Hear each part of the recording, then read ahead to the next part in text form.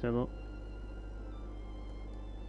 which should be set up in a few minutes, well, in a couple of seconds,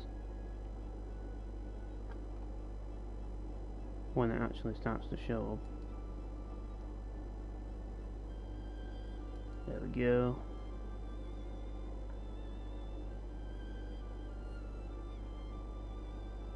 Anyways, yeah, watch on the on watch page, there we go, they can see everything.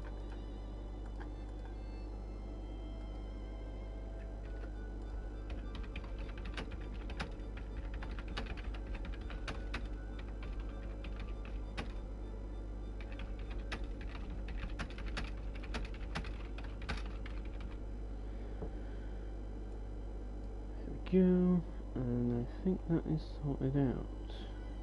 Well, it will be once I check to see if it is. Yep, there we go.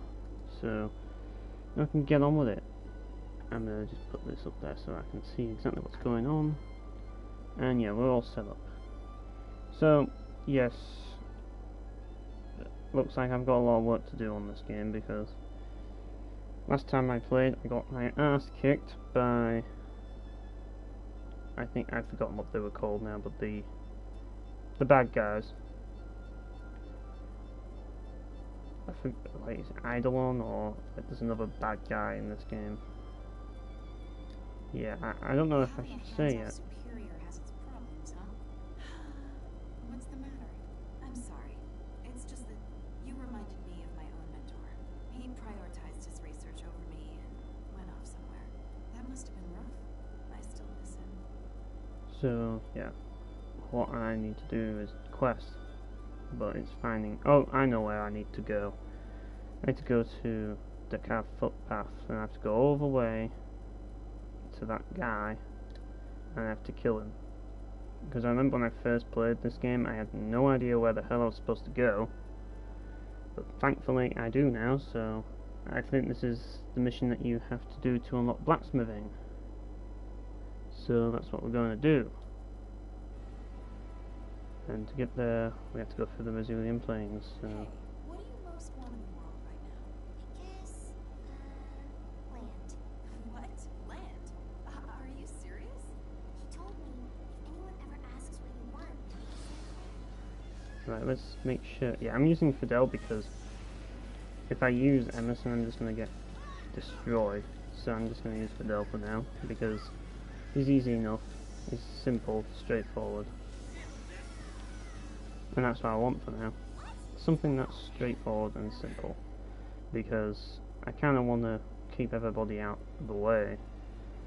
And every time that I don't use Fidel, I just get destroyed. So, well, not every time, but I just like to be in control of the tank, if that makes sense. Because it's just a little bit easier. Yeah, you can deal with both of them.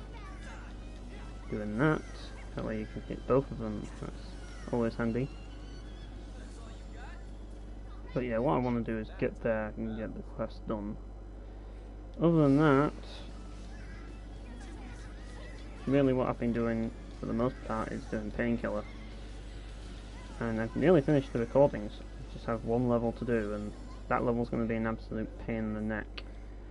Because I'm trying to do something that seems to be impossible, and I haven't made an attempt yet, but I might end up having to maybe use tarot cards for the next bit. I'm not even sure, but I'll see how well it goes. I'll give it a go, but I'm not actually sure if I can actually do it without tarot cards, because I'm not going to spoil it though, because I want people to see it for themselves, but it's a very rough fight. So what I want to do is get the well, just I've got some other ones done. I got basically everything done except that one level, and it's the final level. So what I want to do is I want to finish that level, and once I've done it, the rest of what I need to do is all basically done, and I'm going to just edit it. If you've played Painkiller, you probably know exactly what I mean, but that's basically what I'll be doing. And other than that, what I mainly want to talk about, well, I think I'll get in a bit before I start talking about it, simply because I've only just started streaming, so talking about it now would be it'd be a bit, like, people miss it. But, yeah, I want to mainly talk about Valkyrie Profile 2, but not Valkyrie Profile 2 itself, but I want to mainly talk about a possible Valkyrie Profile 3, pretty much. That's mainly what I want to talk about. But, other than that, like, I've been just thinking about stuff recently, and a lot of things have got me thinking. Like, now I've been playing, like, I'm playing this game at the moment, and I've noticed in this game, like, I keep forgetting to actually use SP in the game. It's just like the pacing of games are becoming faster, and that's not a bad thing. That's a very good thing, and that's one of the reasons why I like this game. But the thing that I have noticed is, because I've been, like, as I say, I read that book that I mentioned about game design theory, and one of the sections mentioned about, like, how role-playing games are flawed, which, like, I don't really know. I'm not going to make an opinion of that, because, like, I'm a fan of RPGs and all that lot, so really I'm just going to stay off that opinion. But it did get me thinking, why do stat systems, why are they so important in gaming today? Like, that's the thing that I want to look at. Like, that's what I want to talk about, and ultimately I want some discussion about that, really. But that depends if I can get it. So I basically asked the question. It was on I did it on my website, and it was a short, it wasn't really a blog, it was just a short blog, but it was something, and I mentioned about RPG elements and whether leveling up stats is important and all that. Like, what is the actual reward? What is the actual reward for growth that matters? Because, like, it was called, like, what really is inherent complexity? Like, what is it? Is it the actual feeling of growing stronger, or is it the satisfaction of opening new doors? And what I meant by that is, like the guy in his book, he says that the game that he was making, he decided to remove experience systems from them. And the reason why he did that was because he found that stats systems were flawed, and RPGs were flawed as a whole. But can you actually make an RPG without stats? Like, would it even be called an RPG anymore? If so, what do you name games like this? Do you just name these action games, but with, like, stories? Like, I don't know. But there is a specific, like, there is a style of game. There definitely is, like, party-based action games and all that. Like, this is a style of game that a lot of people enjoy. But what do they enjoy about it? Do they enjoy the, like, being able to feel stronger, or do they enjoy unlocking new abilities? Now, Star Ocean 5 it's one of those games that decides that instead of just having level ups, you actually learn new abilities as you level up. So leveling up is actually a big part of the game. It's not just you level up, you become stronger. It's you level up, you choose what you get stronger at. And that's what I've always liked about Star Ocean, and there's many other games that do that, but Star Ocean's one of the games that stands out, and that's why I'm playing it today, because it's one of the games that stands out when it comes to leveling systems, because I find a lot of JRPGs that use leveling systems, they tend to be very basic and very bland, and you just don't care about level ups. Like, it's just like, wow, I leveled up, so what? Like, and I find particularly in the Tales series, this is something that happens a lot. Like, every time I level up, like, I really don't care about the fact that I leveled up. All I care about is winning the battle and with lots and lots of flashy combos. That's all I care about. But in Star Ocean, leveling up's a big deal. Because when you level up, you learn a lot of skills, and I found that as I'm playing the game right now, I'm forgetting to, because I'm streaming it, I'm forgetting to input all these skills when I'm streaming it. It's probably part of the reason why I'm sucking at the moment, because I keep forgetting these things.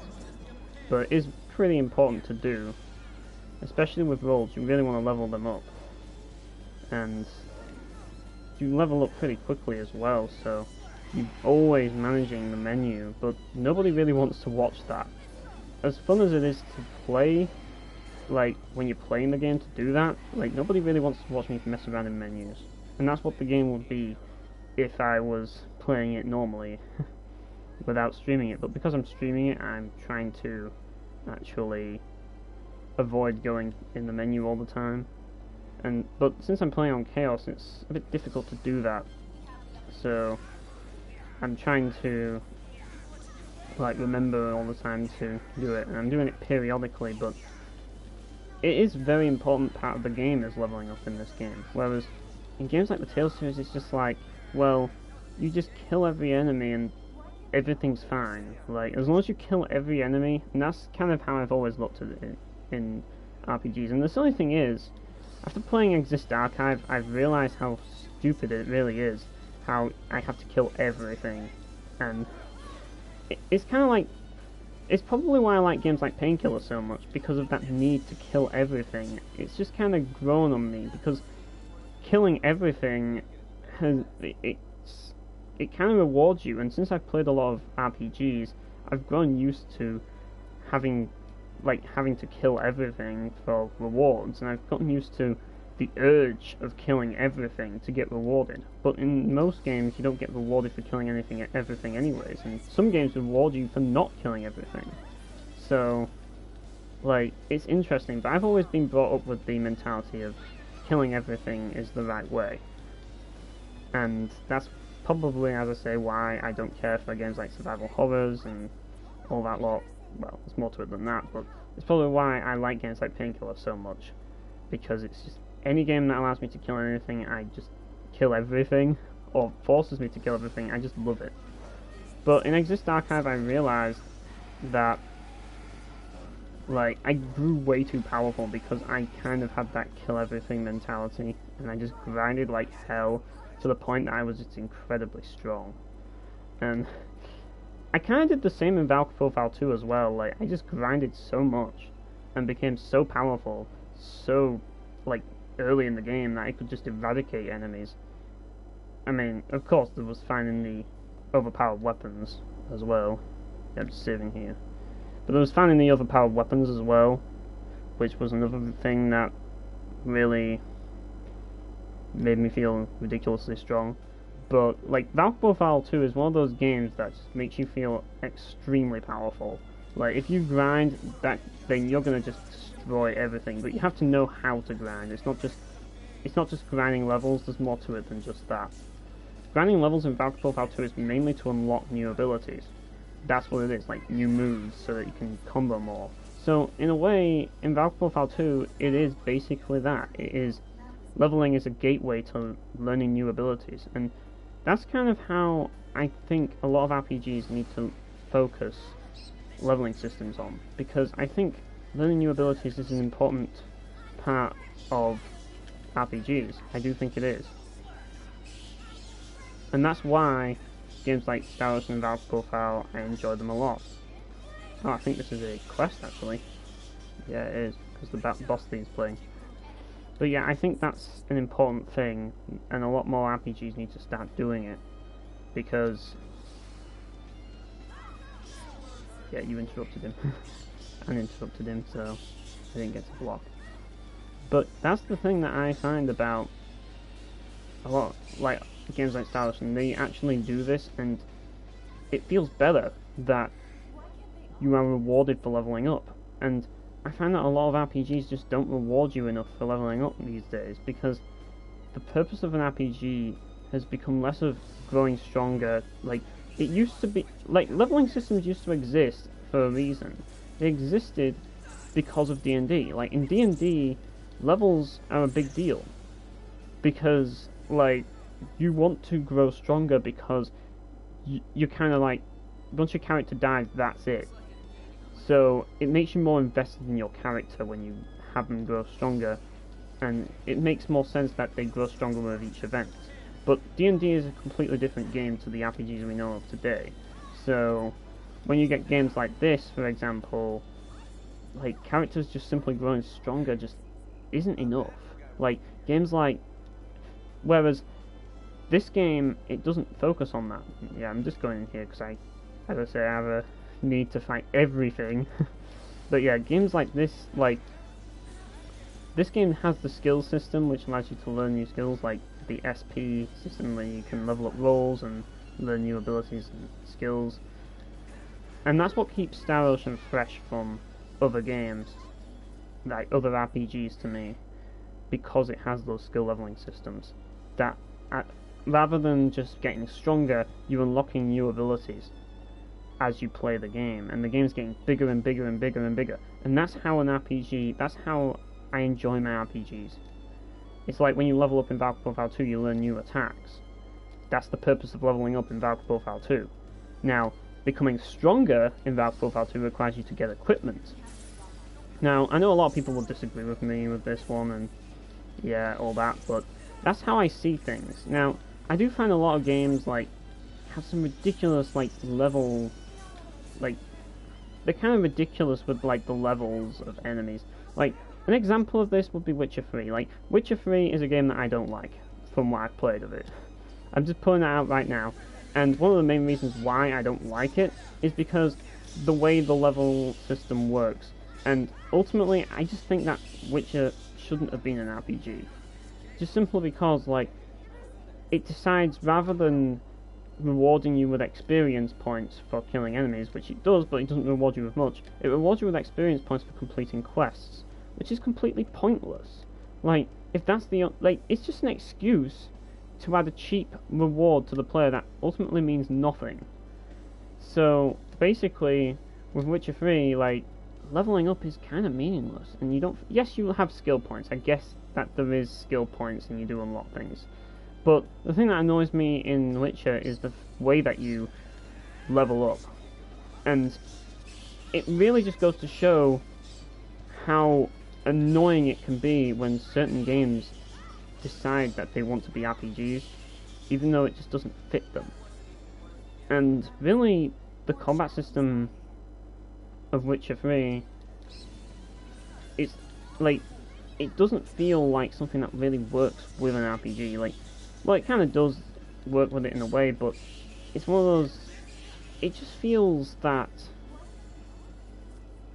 like, it's difficult to explain. I don't like the combat system to begin with, so there's that. But the problem with Witcher 3 and being an RPG is because that you don't level up from fighting enemies, it's like, in D&D you leveled up as a reward for everything. Everything you do, if you overcame an obstacle, you leveled up, and, like, well, you got experience and you leveled up, you felt stronger. In Witcher 3, you just don't feel that investment, like, in killing enemies, because the experience you get is really low. You don't get much experience for killing enemies, like regular enemies. You only get experience for quests. And while I do get it, like D&D kind of had like quest rewards for the experience, like, the problem is that, as well as that, like, with D&D, you also basically, like, enemies were an obstacle. And the purpose of experience rewards is, if you overcome an obstacle, then you get rewarded. But you don't get rewarded in Witcher 3, so it doesn't feel like an RPG. So, what I'm saying is, experience systems are not the problem here. The thing is that games need to reward us with experience, if that makes sense. Like, they need to reward us more for overcoming obstacles. And simply rewarding us with stat boosts and making us stronger, just, I don't know if that's enough. It might be enough, and I'm not saying that isn't enough. I'm sure there's people out there who really do enjoy it. But I'm questioning it. That's what I'm doing. I'm questioning whether it's enough. because even I don't know whether it's enough. Like, I still enjoy the feeling of being empowered, but even sometimes, like, I still think to myself, am I really feeling, like, more powerful, or am I just playing an RPG and this is normal? Like, do I really get any pleasure from feeling strong anymore? Like, I don't even know anymore. Like, that's what I want to question, that's what I'm questioning. Or is the enjoyment of leveling up unlocking new abilities? And a lot of games have that, but with an experience system that was carried over from D&D. That's the idea that I'm getting at. Like, the purpose of JRPGs is to grow as a reward, but at the same time, like, the thing about JRPG growth is that the growth comes through overcoming obstacles, like, on a regular basis. Like, you are instantly rewarded for overcoming simple obstacles, and you're rewarded by, and that's the thing, you're not just rewarded by feeling powerful, you're rewarded by, like, opening up the experience. Now, it's kind of complicated, because with roguelikes, I do think there is a point to this, like, feeling powerful, but that's the thing, like, in D&D, yes, there was a purpose to feeling stronger, and that was the purpose of RPGs, to feel stronger. And when you're playing an RPG, you want to have that satisfaction of feeling stronger, because once your character was gone, that's it, and then you have to start from scratch again. So that's why it was a thing, that's why growing stronger was a thing, like I said. But nowadays, because that's not a thing, because roguelike type games aren't a thing anymore, well, they still are, but it's kind of different now. It's like, there isn't a big focus on it like there used to be, like with D&D and that. Now, you have games which are all about, like, either story, like narrative experiences, like linear narrative experiences, or you have games which are like sandbox games, or you have a bit of both, and the games that tend to be a bit of both usually are the games that I just tend not to enjoy. And the games that have stories, like, the thing about Witcher 3 that I'm not too fond of is the fact that you only control one character and you only have one perspective. It kind of makes things feel a little dry sometimes. But if Geralt was my character, that would be different, because then it would serve a different purpose. But because you're trying to tell a story with just a single character, it just doesn't cut it for me. Yes, you do get to experience a few series segments, but it's not the same. Like, I want a group of people. Like, I want a group of people around me in my games. Like, that's how I like them. I'm not a fan of games where you only just control one guy and that's it. Like, I'm talking about RPGs here, not games in general. Like, some games where you're just controlling one person actually work. Like, like Painkiller, for example, you control one guy and you kill everything. If you had multiple people in Painkiller, it just wouldn't be the same game. The feeling of isolation is what makes Painkiller so fun in the first place. So you need to have multiple people. Like, you need to have multiple people in games like this, but you need to have, like, just one person in Painkiller, if that makes sense, because of what it's trying to be. But if what you're trying to be is a narrative-based game, then you need multiple people. You need to be in control of multiple characters, whether it's simultaneously at once, like this game, or multiple perspectives of a single character, like in Odin Sphere. You need to, or Warcraft 3 as well. It's quite interesting. Do you mean Polypod? Yes. It's both fun and incredibly strategic. Yeah, I can't really say much here. What exactly is this Polypod? An interesting game. But what kind of game? But that's, regardless, I think you get the gist of it. Really, like, it all depends on what the game's trying to be. And if you're trying to be a narrative-based game, you need to have multiple perspectives, or at least a group of characters, like this game has. Because if you only have one character in a story-based game, I just find, personally, it gets very dry. Like, it really does. Like, I just can't enjoy story-based games with a single character. I can't. Unless it's a game, like, if it's a sandbox game, yes, I don't mind having just one character. But if it's a story-based game where you only get one character, like for the entire game, it gets boring. That's just the way it is. So now that we have games like this, getting back on track, now we have games like this where you have like all these characters and it's all about narrative, all a sandbox experience, like a solo sandbox experience where you're basically playing by yourself as your avatar, and it's all about growing your avatar. It's more about personalization now than growth. Whoops. It's like I say, it's more about personalization more than growth, and personalization comes into a big part of it, and people are so attached to their avatars now that it wasn't just pen and paper, now it's a visual thing, and because it's an actual visual thing, people give more of a shit now than they did back then, where it was just like pen and paper. If you lost your character in a pen and paper RPG, it was just all you were losing was a bunch of numbers and writing. That was it. If you lost your character in this game, your dolled up avatar where you basically like had a story with that avatar and it died, then yeah, that's pretty bad. It kind of sucks because you really you kind of, you know, you grew attached to that avatar, and that's kind of what role-playing games have become. So they can't all be roguelikes. Yes, there are games that still exist like that, but not every game is like that, and because of that, the feeling of empowerment in terms of actually growing stronger as a character, it doesn't feel the same anymore. Rather, it kind of feels like a normal, like, it just feels like a normal process of an RPG. You don't really feel it. It's just like, oh, this is just another RPG with like another leveling system. Wonderful. Like, I can just grind the fuck out of it and win.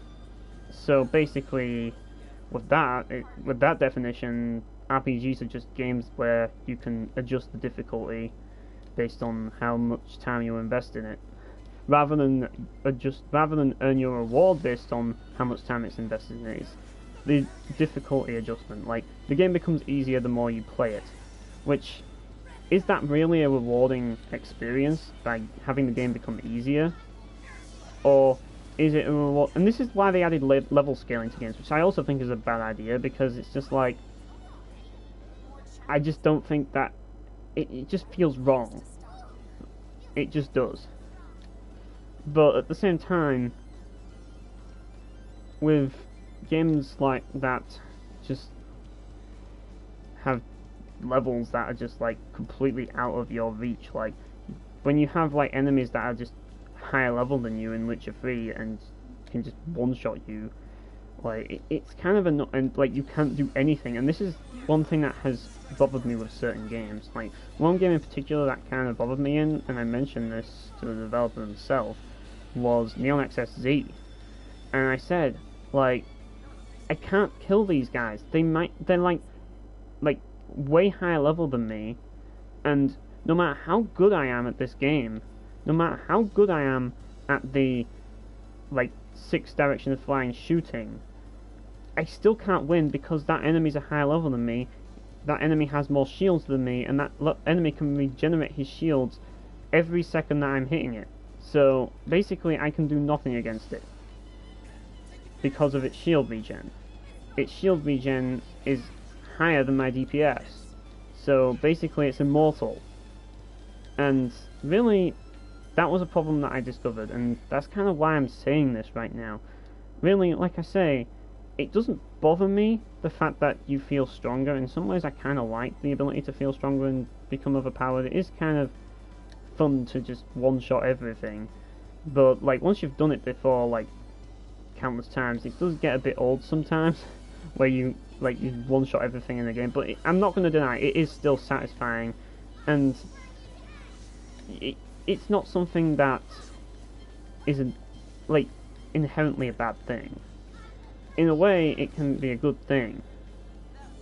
But the thing about it is when you trying to make a game that is not just a RPG, but another genre entirely, that's when the problems start to come in. Because if you can be a master at a specific genre, but like, you can be a master at first-person shooting. Like, for example, in Borderlands, you could be a master at first-person shooting, but you still can't beat that enemy that's like 10 times, like 10 levels higher than you. You can't beat them no matter how hard you try, because they have ridiculous amounts of health or regen. Well, maybe you can beat them. It's not like Neonax SZ where they have shield regen that's above your DPS, where it's literally invincible. And that's probably the best example of impossible enemies in games. But like, because I literally asked the developer, do you is the whole idea for players to run away from enemies? And he said yes. Well, if you know me, I never run away from a fight, like, unless I really need to. And having to run away from enemies constantly, like, always run away from enemies that are higher level than me, it just feels a bit wrong, especially when there's tons of, like, enemies that are higher level than me. I just don't like having to run away from fights. I want to stay in the fight and try to win. Like, that's just the way I roll. And when games are built on people running away for survival, it just, yeah, it just doesn't float my boat. So, really, I just wasn't enjoying that, and that's kind of why I kind of stopped playing, because I realized that's what the game was. And I really do appreciate what that game tried to do. Like, it's an amazing game on paper, and it's a very well-designed game. But it's definitely an educational game, that's for sure. It's definitely shed a lot of light on the flaws of RPGs and how they're used in modern gaming, and how not to utilize the RPG genre, and why it's not always a good idea to just slap a genre on for the sake of it. And I've noticed a lot of games these days tend to just have role-playing games, like RPGs, slapped onto it. And I think the reason why RPGs are slapped onto everything these days is simply because people enjoy progression, people enjoy growth, people want to be rewarded for killing enemies. And that's kind of what I said, like, back when I started talking about this. Like, the first thing I said about this, yeah, it's difficult to focus on what I'm talking about when they're talking about these things. But yeah, like, when I said the first time, I said earlier that the good thing about RPGs is, and like how when I'm playing games like Painkiller, I want to kill everything because I got that reward for killing everything. Like, they want that to apply to every single game. That's why RPG mechanics are in everything now, because they realize that players want to be rewarded with growth, and they want to have a reward for killing enemies. Beyond just, like, for example, in a first-person shooter, ammunition. They want to feel like they've gotten something out of every kill, and they want to feel like killing everything is important. It's difficult to commentate over this.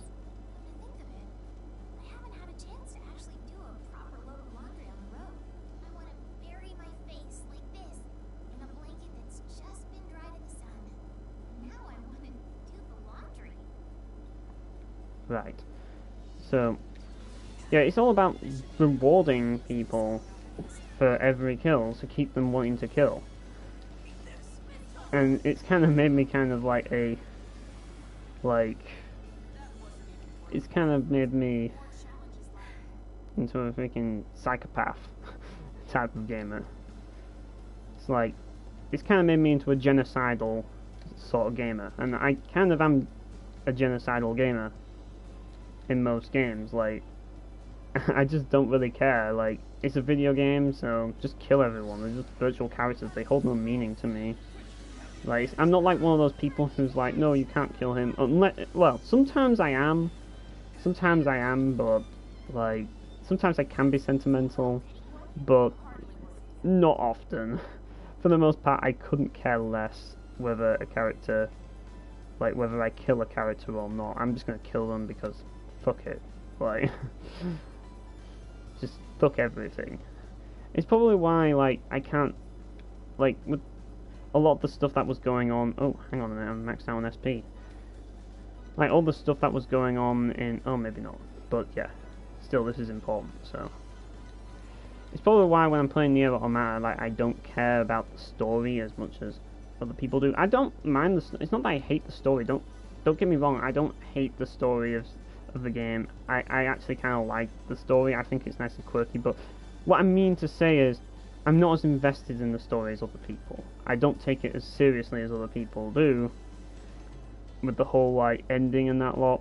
So really, that's not the like big deal for me. Like with the A ending, I mean, I'm expecting something crazy to happen later, so I'm not judging the story. Believe me, I expect the game to get pretty crazy from what I've heard. So, but I'm not one of those people who's like really sentimental often about characters or like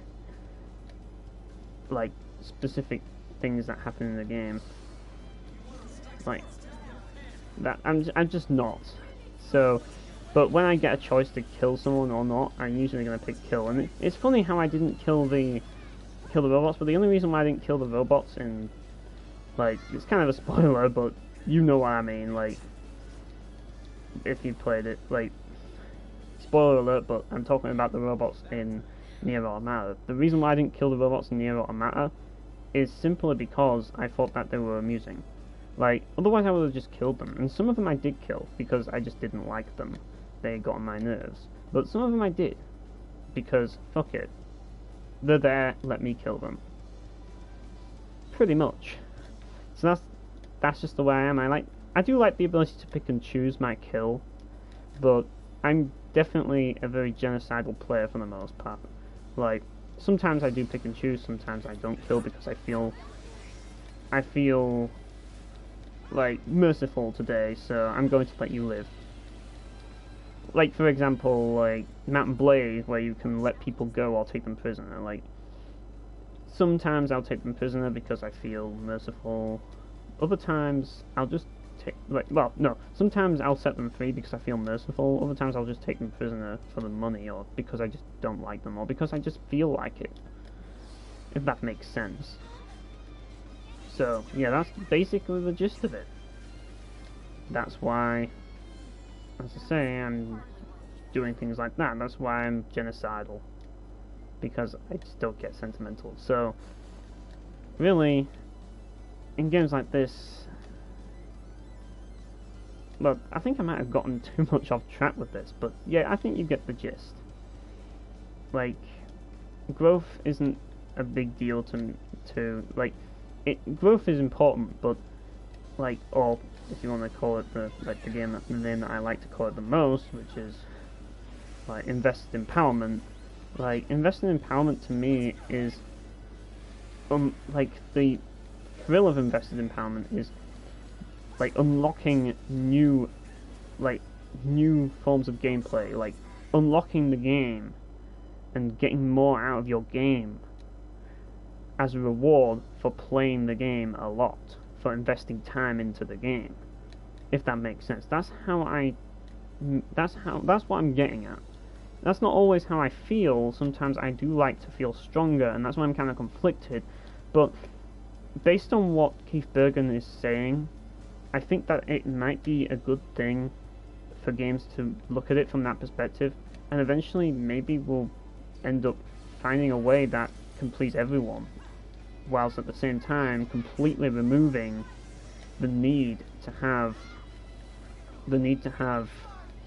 like stats and level ups in that sense, but have a new form of progression, have a new form of invested empowerment that rewards us. Hey, sup, Battlefield X? Yeah, I'm talking about invested empowerment at the moment, and I'm talking about leveling systems and RPGs and how I feel that, like, I'm basically conflicted, and that's why I want your say on it, really. I want to know what your viewpoints on leveling up and growing stronger is. Like, do you think that leveling up to grow stronger is important, or do you think the most important thing is leveling up to unlock more out of the game? Because that's kind of what I'm conflicted on at the moment. Like, what's the biggest purpose of leveling up? What's the biggest purpose of growth in a video game? That's what I want to know. Because Like, I'm conflicted, and I need someone else's viewpoint on it, because, like, ultimately, I don't know what's going to happen in the future, but maybe someday level ups and levels in RPGs might disappear, and maybe we'll get games which don't, rather than having leveling systems, they have a new form of progression. And I'm talking about RPGs as well. Like, RPGs have a new form of progression, So you like the domestic type? because, like, when I'm playing an RPG and I'm getting the progression, like, Other than my future husband. I feel like, what is an RPG at its core? Like, when you look at games like Dungeons and Dragons, Why not ask me? and you look at the progression, like, you look at how important progression is in that game, because you want to feel stronger because of the time investment that you have in that game. And because when your character dies, they are dead for good, it means something to you. Yeah, like, that's the thing, as I say, because it means something to you when you grow your characters in games like D&D. So, when you do that, like, in this game, like, when you level in, like, games like this, like, it's not the growing stronger that matters the most to me in Star Ocean. It's the actual choice of how I get stronger and unlocking the new abilities. That's kind of the reason why I like games like Star Ocean, if you get what I mean. Like, when you level up in Star Ocean, you get skill points, and you get to level them up and learn new stuff, like new skills, and level up your roles and stuff. Like, you get to pick and choose. Like, the reward for me is in that choice. The choice of how you level up. That's the reward that I get out of leveling up in this game, and that's why I like this game so much. That's why I like Valkyrie Profile 2 so much, because of the choices, because of how it is. Like, Valkyrie Profile 2 uses a different system, and leveling up is mostly give you a more wider variety of options in attacks, but in this game it's more about unlocking new stuff. But yeah, definitely. And what I'm talking about mainly is, if we remove the leveling systems, like, would there could still be a way of having the same style of character management as this game if you didn't have a leveling system? Have a completely different system for, like, improving your character, like, from the ground up, rather than just killing monsters and growing stronger. Like, have a different method. I mean, for example, Painkiller with the tarot cards, you're growing stronger with the tarot cards. Like, I don't know if you've tried some of the tarot cards yet, but when you do try some of the tarot cards, yeah, you'll feel like a badass. But that's why I don't use tarot cards in my Let's Play of Painkiller, because they are just too good to use. Let's put it that way. Like, they're just too good to use, and I just don't want to have to rely on them. But yeah, if you use tarot cards, the game is just, to me, it just becomes a bit too easy in some cases. I mean, depends. Like, in some cases, it's kind of important to use them when you're first starting out, but, like, they are ridiculously strong, and you really feel like you're growing stronger when you're playing Painkiller. And that feeling of growing stronger isn't given to you from experience points. And this is kind of my argument on both sides. Like, what is the important thing? Is it actually the leveling system itself? Or, like, is it actually gaining experience from enemies? The way that you gain experience that's important in an RPG?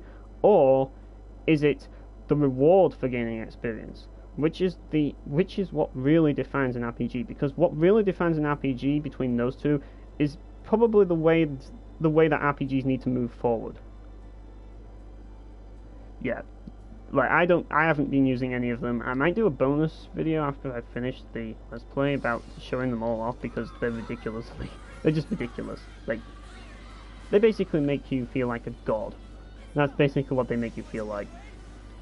As if Demon Morph wasn't enough, like, you also get the tarot cards to just cause tons of crazy shit.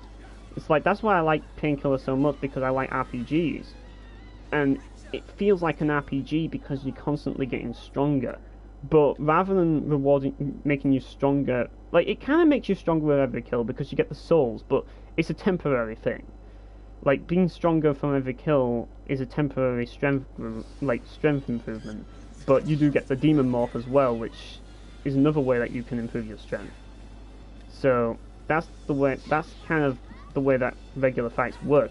But the other thing about Painkiller is, like as I say, the tarot cards, they make you feel stronger, and when, like as I say, but with the actual way you get tarot cards, you actually have to overcome obstacles, and like you have to do certain things, like specific things to unlock them. You have to overcome a specific challenge to a level, which is optional, but by completing that challenge, like you're rewarded for that, if that makes sense.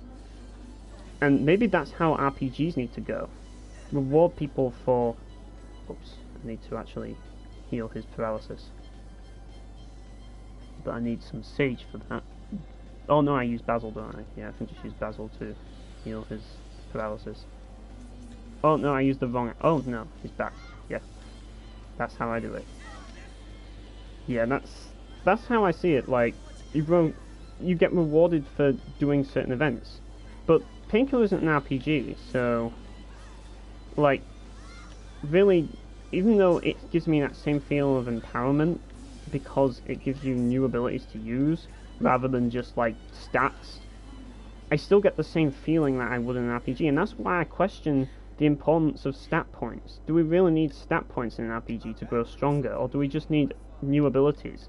It's like, well, yeah, like, I finished this game ages ago. I'm playing through it on Chaos difficulty, the final difficulty, and like, I enjoy this game. Most people hate this game. Most people think this game's the worst thing that happened to Star Ocean and JRPGs in general, but I like it, so that's my gist on it. But yes, like, for example, one thing that they added to this game, if I get the chance to actually make use of it, but I need to actually buy my time first, because if they actually do it, but yes, you have the ability to guard at any moment, but I got guard breaks there, so, but in Star Ocean 3, like, to guard you have to stand still. In this game, if you want to guard, you can basically move around while you're guarding, but at the same time, if you guard against a strong attack, then it breaks your guard. So whilst guarding is easy and you don't have a time mechanic to it, whoops, like for example, if I can pull it off, it's not exactly the easiest thing to pull off. Usually I use it in boss fights, but what I'm waiting for is for him to use a regular attack. It's kind of tricky. Well, unlocked a role for... Yeah, sometimes when you do battles in this game, like, you unlock new roles and stuff just for fighting. Like, you're constantly unlocking things. This game's constantly rewarding you with stuff. Like, it definitely rewards you with a lot of stuff. Like, very, very often, so... But, yeah, these enemies are really tough, so I just want to kill them. Because I am playing on Chaos difficulty. What I need to do, though, is rest up at the inn, and I might actually... Because there was a black hole at the thing, I want to check that out. But I need to rest up first at the inn, and I've been just running around killing stuff. But, like, that's the thing. Like, with the blocking system, it's kind like, this game's kind of balanced Star Ocean 3 in a way. Because Star Ocean 3 was... like, it had a lot of issues in a few ways, and well, I don't hate the game. A lot of people think that I do. I don't despise it like Shintai does. I kind of like have a love-hate thing going on for it. Like, I love the music in the game. It's probably got the best soundtrack in the series, but like the gameplay, I'm not too keen on the gameplay myself, mainly because it has a lot of issues. But this game kind of follows the same thing like as Star Ocean 3's gameplay, but at the same time it fixes a lot of issues.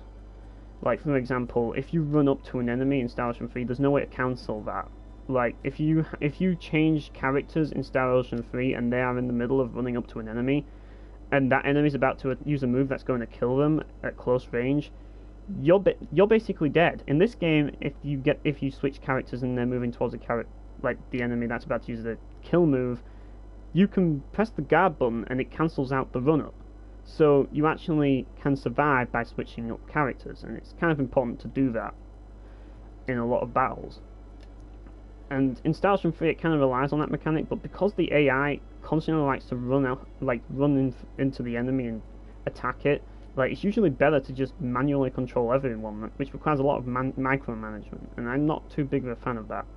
So yeah, what I want to do at the moment is rest up at the inn, so that I can heal up, and once I've healed up I can go challenge the black hole, which is like it's kind of like a bonus dungeon thing, like Cathedral of Oblivion, that's what it's called, and basically what you do in it, it's kind of like the arena of this game.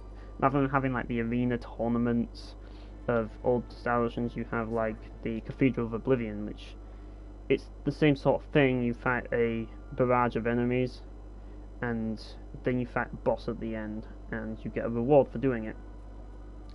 First of all, I want to check to see if I've got any quests completed. Like, this is one thing I do like about this game.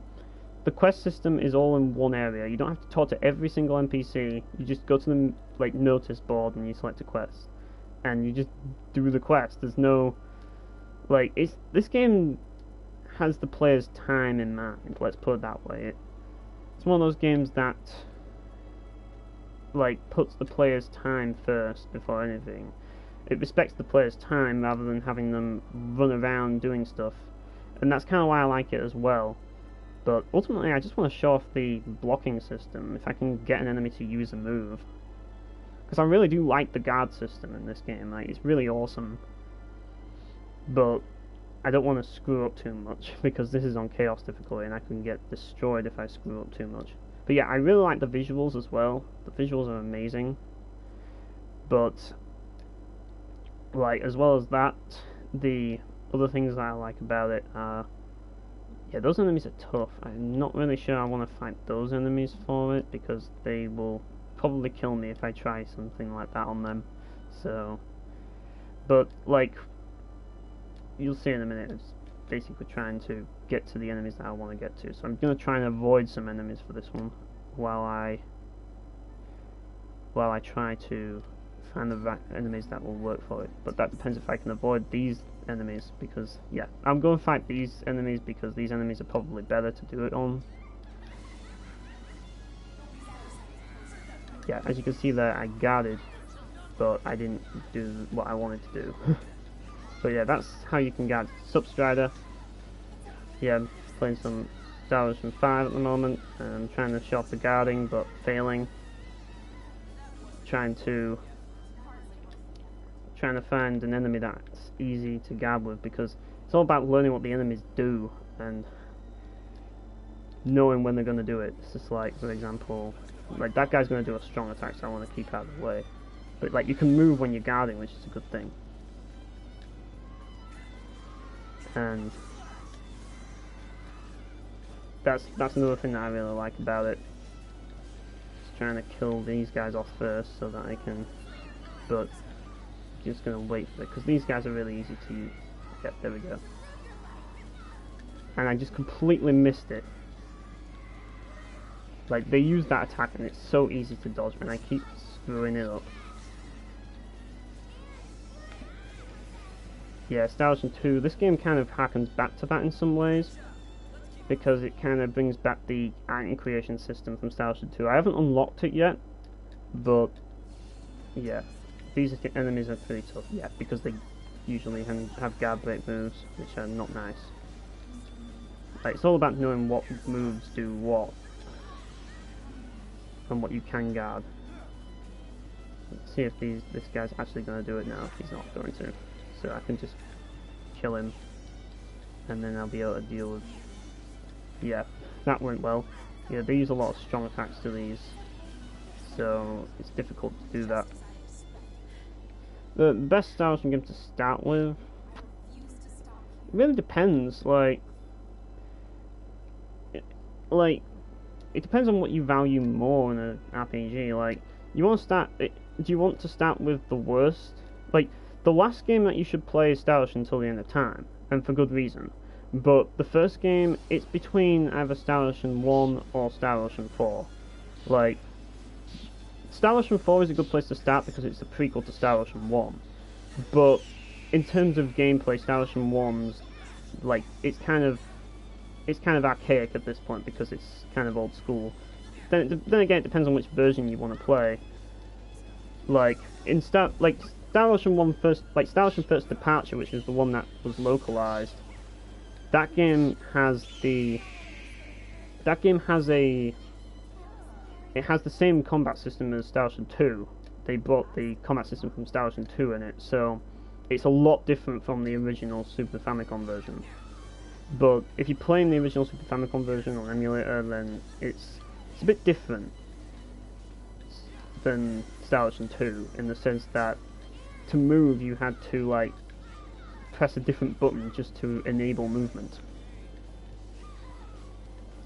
Well, I'd probably play Star Ocean 1 first then, because it depends. Like, if you want to just get straight into the gameplay, like, I'm speaking of a starting point here, and usually my philosophy is, when it comes to starting a game, I want to start with the worst, and I want to eventually play the best, save the best till last, so that I grow to appreciate the best, if you know what I mean. Like, because Star Ocean 1 was the first, it's got the least advanced gameplay. It doesn't have the worst, but it has the least advanced. So, if you want to start with simple gameplay and save the best till last, then Star Ocean 1 is the best. But if you want to just get straight into the best gameplay, then Star Ocean 4 or 5 is the best, but I'd recommend 4 to start with, if that makes sense. But the problem with 4 is, well, if you've looked up any of the YouTube videos regarding the private actions of 4, then you'll know what the problem is. It's, like, let's put it this way. The English dub gets criticised a lot, but the story also gets criticised a lot. It's one of those games where the story, like, it gets pretty cringeworthy at some points, let's put it that way. But if you can overlook that, it has great gameplay and it's a really fun game to play. Whereas, I mean, this game's kind of tied with it in some ways, but it's just difficult to do it at this moment in time. So yeah, I'm just gonna... There we go. Yeah, you can do a counter-attack. That's what I like about this game. How you can counter enemies' attacks with, like, a block and counter.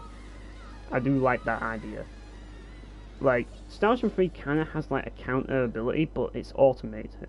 And at the same time, it's kind of like, you have, like, these anti-air attacks, which just shoot these balls at enemies, and it just doesn't feel right. I just like how every character has their own unique counter attack. Like, Fidel has Sidekick, which I like how they made Sidekick into a...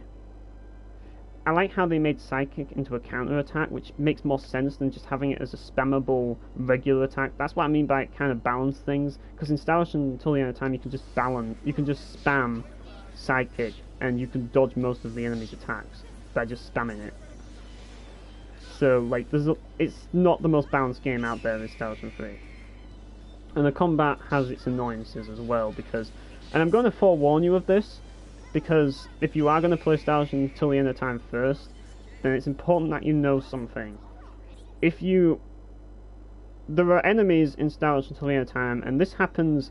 This will first happen, like, you'll start to notice this when you reach the game's difficulty spike, which is the Ursa Lava Caves.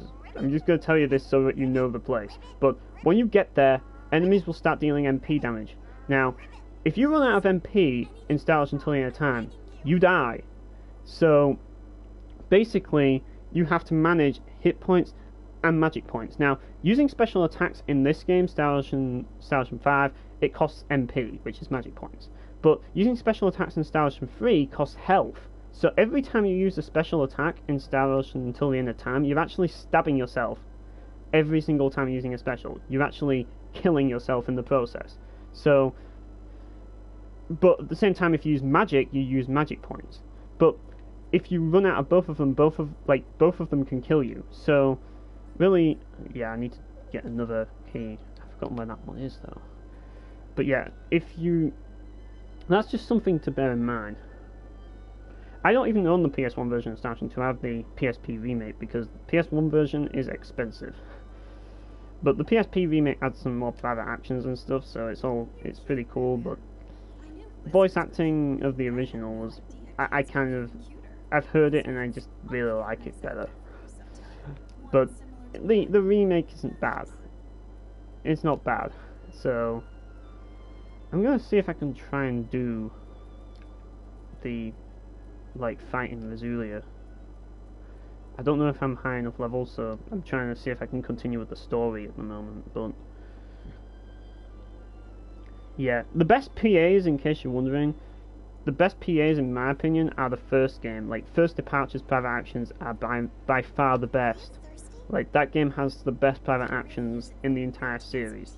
Like, I really do like that game's private actions. I don't even own First Departure, I only played the SNES version, but like, I've seen some of the private actions on First Departure and they are absolutely hilarious. But Star Ocean 2 has some good ones as well. The worst private actions, in my opinion, are Star Ocean Until the End of Times, because most of them are just talking to random NPCs that have nothing to do with the actual character interaction themselves. They're just talking to NPCs and it just gives you affection. I actually made a joke saying that Tales of Symphonia has better private actions than Star Ocean Until the End of Time. And the main reason I compared it to Tales of Symphonia was because it was released around the same time, just afterwards. And that game doesn't really have private actions as such, but it has an affection system, and it's done exactly the same way as Star Ocean Until the End of Time, but there's more character interaction in Tales of Symphonia's affection system than there is in Star Ocean Until the End of Time, which is just weird. Yeah, like, I want to play as Diaz in that. Like, the only time I've ever experienced playing Diaz is actually in Star Ocean Blue Sphere, to be honest. Like, that's the character that I controlled in it, but I never really got far in it because I didn't understand Japanese, so yeah. But that's the only time I played as him. I really do want to go through Rayna's story and play as him. But I played as Claude, so I didn't get to play as him, sadly. But one thing I really do like about Diaz in the original, and I've seen gameplay of him in the original, his voice actor just completely nails his character. Like, the voice actor, I mean, I don't mind the voice actor for Diaz in Star Wars in the remake. Like, he's done some good roles, like Zunde in Valkyrie 2, but, like, the original voice actor for Diaz, like, he's just incredible. Like, he was just amazing. Like, he just nailed Diaz. Like, and it's I kind of want to play the original and see what that's all about every time that I hear it. Yeah, exactly. Like, he sounds like he's just like, you know, you walk into a dark alley with this guy, he's gonna fuck your shit up. Like, he doesn't give a shit. Like, he's just gonna fuck you up. And I think that's, like, I just thought that was awesome. Like when, like, I remember there was a person, like, I watched a video on YouTube and there was a person soloing the Ethereal Queen with Diaz, and while everybody else is just like, oh no, this is a tough enemy, he's like, yeah, now I can fight at full strength. But finally a fight that's actually worth fighting. But everybody else is absolutely shit scared. I thought that was hilarious. But yeah, Diaz is awesome. I just want to play as him more. Yeah, I do as well. I want to play Rayna's side of the story. But at the moment I'm playing this, I really want Star Ocean 2 to come out on PS4, really. Like it is in Japan, because I just don't like having to play on my PSP. I just don't like playing it. I also don't like it because I can't record it either. I want to record it as well. I did try playing a Universe playthrough as Rayna, and I did try playing a Universe playthrough, but I got my ass kicked. So yeah, it wasn't a good idea. But yeah, I will try play as Rayna at some point, just so I can play as that guy, because that guy is a beast, from what I've seen. Like I say, I wish I could say that I've played as him, but unfortunately, the only thing that I know about him is that he was awesome in Claude's, like, as a side character, and he was, like, I played him in Blue Sphere, which is the first time I actually got to play as him. That's basically it. Yeah. Like, I have no idea. Like, it makes more sense to re-release Star Ocean 2 to me than re-release Star Ocean 3. Like, actually no, it makes perfect sense why they re-released Star Ocean 3, because it was the best-selling game, and they're panicking.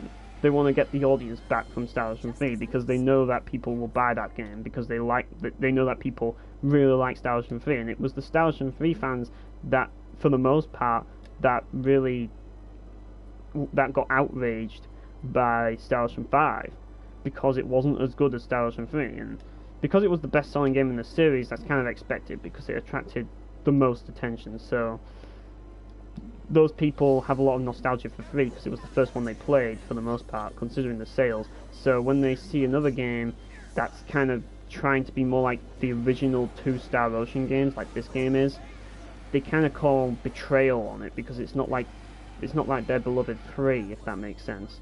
So it's kind of led into that, and because the majority of people are Star Ocean 3 fans over everything else, there's a vocal minority that really detest Star Ocean 3, and not everybody. It's like Shintai doesn't like Star Ocean 3, but he doesn't like this game, and I think there's a lot of reasons for it. It's just like Star Ocean 4 fans don't like Star Ocean 5 because it tries to be a bit like Star Ocean 3 in terms of its battle system, but only in terms of its battle system. Because I've actually said before in the stream that Star Ocean Till the End of Time, while it may be, you could argue that it is the best game in the series if you want, but to me it's the worst Star Ocean game simply because it changed everything that made Star Ocean Star Ocean. Because in Star Ocean 2, and in this game for example, because in this game you want to level up, for example, you go into learn roles, like you can level it up with SP and level up your roles and become stronger. In Star Ocean 3, this is just the role system. There's also, for example, specialties which you can level up as well, which is like your item creation stuff, and you can level that up like that. I've just leveled up my mining there. You can't do that in Star Ocean Till the End of Time. They removed the skill point system, and instead, instead of leveling up your item creation stats, instead of that, you had to find people with those stats around the map, like find NPCs to do the item creation for you. And it wasn't even item creation. They removed item creation and replaced it with invention. And what invention is you had to spend money, and you didn't know what you were going to get, but you basically, the fail rate was ridiculously high, and you had to constantly, you had a random amount which the only way you could control was just by randomizing the money, because you can't exactly choose how much money you want to spend on an invention. That's the actual money you want to spend on an invention is randomized, so you have to keep resetting it until you get the money that you want. Once you've done that, then you have to invent it, and depending on your stats depends on the fail rate. Now regardless, if it's a lot of money, you're going to fail a lot, and every time you fail, you lose that money every time you fail, and you keep spending the money until you succeed. So that's how it works, and when you succeed, you get the item. And rather than being able to actually keep making that item in it, which I suppose you kind of can, but there's no point. The item actually gets found in shops, and you invent it, and then you buy the item in shops once you've invented it, and the item gets a score, which is kind of annoying because certain items are worth really low score, but you have to get them anyways, so it's kind of misleading. But with that's how the item creation works in Star Ocean 3, and I really don't like it. I thought the item creation was annoying. Yes, I will give it some credit though. It did give us item synthesis, which this game has as well, but I haven't unlocked it yet. That's item synthesis. Well, actually, augmentation in this game. Synthesis, in case you're wondering, is the same sort of item creation system as Star Ocean 2 and Star Ocean 1, but there's a difference this time. Rather than putting components in a pot and getting something out of it, you actually put any item in a pot, and you put any combination of item in a pot, so you can put multiple items in a pot to get single items. So it's a lot more deep, and it's probably my favourite item creation system in the series yet. Well, I still do like the variety of item creation you've got in Star Ocean 2, it's still amazing, but I do really like this item creation system. I just love how they brought the old, putting items into a pot feel that Star Ocean 1 and 2 had. Yeah, I think that is the only one that got an anime, Star Ocean X. That's one of the few animes that I did watch, actually. That I will actually say I did watch that, and it was funny in some cases because Ashton was a bit of a goofball. I didn't even know much about Ashton when I did my first run about it. I'm assuming he is a goofball, but yeah. It's also where I found out that Diaz was a badass as well. But no, I found that out when I played the game originally anyways, so... Yeah, it's not just that, but I found that out before. Anyways, I'm gonna probably see if I can move on with the main story. But I just keep getting caught up in battles. Like, this game you don't even realise it, but you're actually fighting tons and tons of enemies. And you just don't realise it. Like, the battles go by so quickly. Like, one thing I can't do within games these days is games that just take forever. Like, this game just takes a couple of seconds per battle and you just move on. Like, no battle transitions whatsoever. I just love that.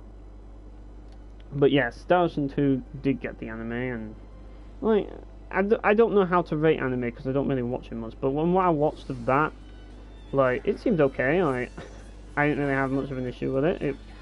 It had some funny moments in it, definitely, with Ashton in it, but like I say, there isn't a new game plus in Star Ocean 5. Like, well, there kind of is, but like, yes, I am using it, but you don't carry over your stats in Star Ocean. Like, like, if you played a new game of Star Ocean 2, you'll know what I mean. Like, there isn't a new game plus in Tri-Ace games. Aside from the only Tri-Ace game that I know of with a new game plus is Exist Archive. That's the only Tri-Ace game that I've played which has a new game plus. But aside from that, every other Tri-Ace game that I played doesn't have one. Like, they just increase the difficulty, or they give you an option to increase the difficulty. So that's what you can do. And yes, I'm playing on a higher difficulty. I'm playing on Chaos difficulty, which is the highest. And yeah, I'm gonna get my ass kicked in a minute because I'm gonna fight these enemies. But first, I'm gonna hand in a few quests and see what I can do. But yeah, Ashton really gets the short end of the stick. But yeah, he's a funny character. You can't really knock him. He's a funny guy. He's one of those characters that you just can't help but love him because he's a buffoon. And sometimes those characters are the best. But yeah, it's just like, one thing that kind of did get me a bit peeved about Star Ocean 2 was the fact that you can so easily miss out on stuff if you don't have the right cast of character. Like, if you miss a character, like, which is so easy to do, then you can get screwed over so easily and never get that character. And it just changes up the game too much, and you really need a guide to play Star Ocean 2. And it's kind of annoying if you don't have one. But I know that it's trying to have multiple playthroughs, but the start of the game, like when it comes to multiple playthroughs for me, and I think I mentioned it last stream as well, to truly have multiple playthroughs in a video game and have it work, you want the game to, you want to be 100% engaged by the end of the game before you can expect the player to play through the game again. And another thing that's important to note when you're going for multiple playthroughs is your game a long one? And does your game have a really slow start? Because if it does, that's an instant turn off. Like, how engaging is the start of your game on the second playthrough? Yeah, pretty much. I didn't even use a guide and I missed out on so much. Like, it's ridiculous. You think that's annoying? Well, actually, you'll probably already know. Valkyrie Profile 1, no, that's serious business when it comes to using a walkthrough. Yeah, that's another game that kind of annoyed me with its freaking multiple endings bullshit, which left me salty. Yeah, like, I can understand that. Like, I really want Diaz on my team, but I didn't know that you couldn't get Diaz on your team with Claude in the party. I didn't know that. So it was kind of a shame, to be honest. Yeah, it really is super hardcore. It's one of those games that's... Yeah. Yeah, this is Victor. This is the character that I usually control in the game because he is absolutely awesome to use. Like, he's the most satisfying character to use in this game, in my opinion. I haven't played Valkyria Chronicles personally, mainly because it's a Sega game, and I haven't really played many Sega games. But, like, as I say, it seems to be a series that seems to have done well to keep up for as long as it has.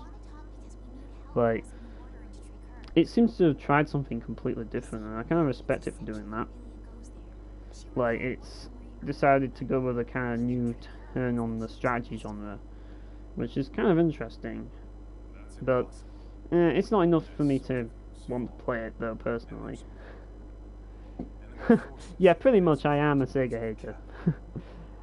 But I don't mind like I don't mind games like F-Zero GX, of course. Like, that's the only game with Sega on it that I enjoyed, really, from what I played, and that's an exception to the rule. But other than that, I've always had a distaste for Sega, and I think it goes back a long way. I mentioned it in your stream, Battle Phoenix, when I played on a Genesis. I really didn't have fun playing on Genesis. Then I played on the SNES, and I loved the SNES. And I just never could get into the Genesis at all. And then a lot of other things happened, like with the Worms games, where like Sega took over, and then eventually it turned less into like the side-scrolling and more into like the 3D games, and it just lost a lot of its charm because of that. But yeah, as I say, the only thing that I have to say about Sega at the moment, besides the fact that they kind of screwed over fans of Fantasy, like, not Fantasy Star, but Shining Force, with the whole, like, video YouTube thing, which kind of left me salty. But, like, I am maybe going to give Resonance of Fate a go. Like, when I get some time, I might actually look into playing that game, because it is one of the few Trials games that I haven't played yet. So, yeah, that's something that I might be looking into. Yeah, I actually didn't know that Streets of Rage was a Sega game until, like, way later. I actually didn't know that. I thought it was on SNES. But now eventually I found out. Like, yeah, like I have to go melt Jesus on that one, I'm afraid. But yeah, I just don't have any experience with Sega consoles. I dedicated myself to Nintendo. I was a Nintendo fanboy back in the day, pretty much. And I was... Yeah, the irony is that Resonance of Fate is made by the same guy who made my favourite game of all time, so... Surely he can't have screwed it up. Like, I have seen some of the story of it though, and it kind of bothers me that a lot of the game seems to be like one huge fetch quest, but the gameplay, I haven't really experienced it, so I'm not going to judge that yet. But that's the one thing I have to say on Resonance of Fate. I need to talk to Victor, don't I? Oh, actually I have to talk to all the characters, don't I? Pretty much, yeah. Like, my knowledge on Sega isn't much, and it's probably why... Oh yeah, I need to trigger this conversation. Yeah, here we go. This is where the game starts to get epic. But yeah, that's the game that I'm thinking of giving a try. Trying to escape the whole anti-Sega thing in my mind and give Sega a chance. If you know what I mean. I kind of did give him a chance, kind of, because I was sort of involved in F-Zero GX, but I've always had that sort of thing in the back of my mind. Oh, this is Sega. I kind of have this with certain companies as well, like Level 5 as well. I know it's wrong, but, like, after playing White Knight Chronicles, like, I kind of had a really, like, let's put it this way, my experience with Level 5 hasn't been good. And the same thing can be said for Sega, like, the experience with Sega games haven't been good so far. But I'm sure there's some good ones out there, I guess. Just, I haven't experienced any yet. Like, apparently there's the Yakuza games, but I don't know. I don't think I'll ever be a die-hard Sega fan anytime soon, but I might give them a chance at some point. Broaden my horizons and stuff, but yeah, I kind of avoided a lot of Sega games for a while, and I remember the first thing, like as I say, was when I played the Genesis and when I played Sonic 2. Yeah, well, from what I've played, you're not missing much. Let's put it this way: don't play White Knight Chronicles unless you want to tear it to shreds, in which it might be fun. But yeah, Dark Cloud doesn't look interesting to me. Like I've actually said this before, but I'll say it again. Like level 5, like Two Worlds 2. It's basically took everything from that level 5 did, but made it better with the whole like village thing that it had, where you make your own village. Like Two Worlds 2 did that, but I actually found that Two Worlds 2 is a much better job of the whole village creation. Now, as a dungeon crawler, well, I'm not sure, but I haven't really played much. I haven't really played Dark Cloud anyways, but like the whole village creation thing, like I played White Knight Chronicles, but what I've seen of Dark Cloud, it seems to me that like these days it doesn't, like the whole idea of village creation to me doesn't seem big as it used to be for me. But like I say, I'm not going to judge it, but like Two Worlds 2, like if White Knight Chronicles village creation is supposed to be better, then Two Worlds 2 must blow Dark Clouds away. But another game I didn't really enjoy as well was Dragon Quest IX. That's another game that I really didn't like about. That was a level 5 game, and I just like I played the first part, like the first like section of the game took forever to start, and even when it did start, it just didn't feel anything special. But yeah, aside from that, that's another company that I just really kind of avoided. Like as I say, you've got to give things a chance, I understand that, but sometimes you just can't help it, you know what I mean? Sometimes it's just games that you end up avoiding, and yeah. But it's not really because I despise the companies because of their ethics, like, as I say.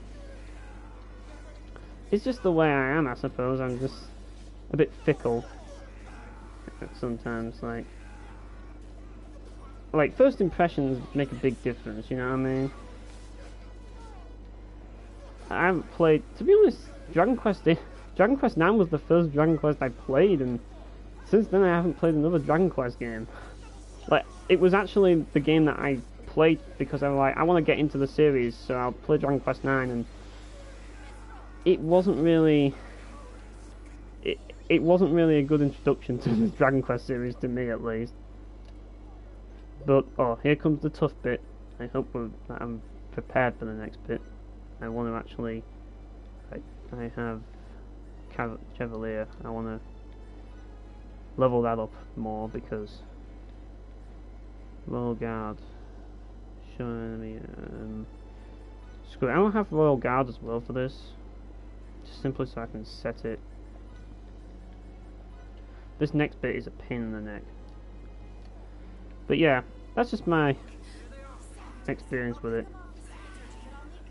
But yeah, this bit is a pain because they all shoot you. So I'm just going to start off by using my reserve rush, if I can.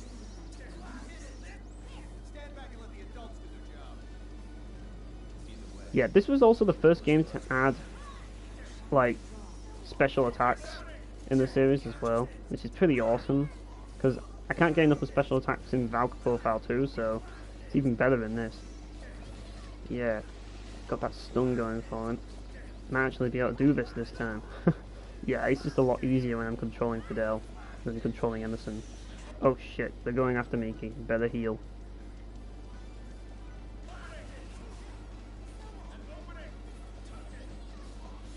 But did I actually heal Miki? No, I guess I didn't. So I have to resurrect her. Very quickly.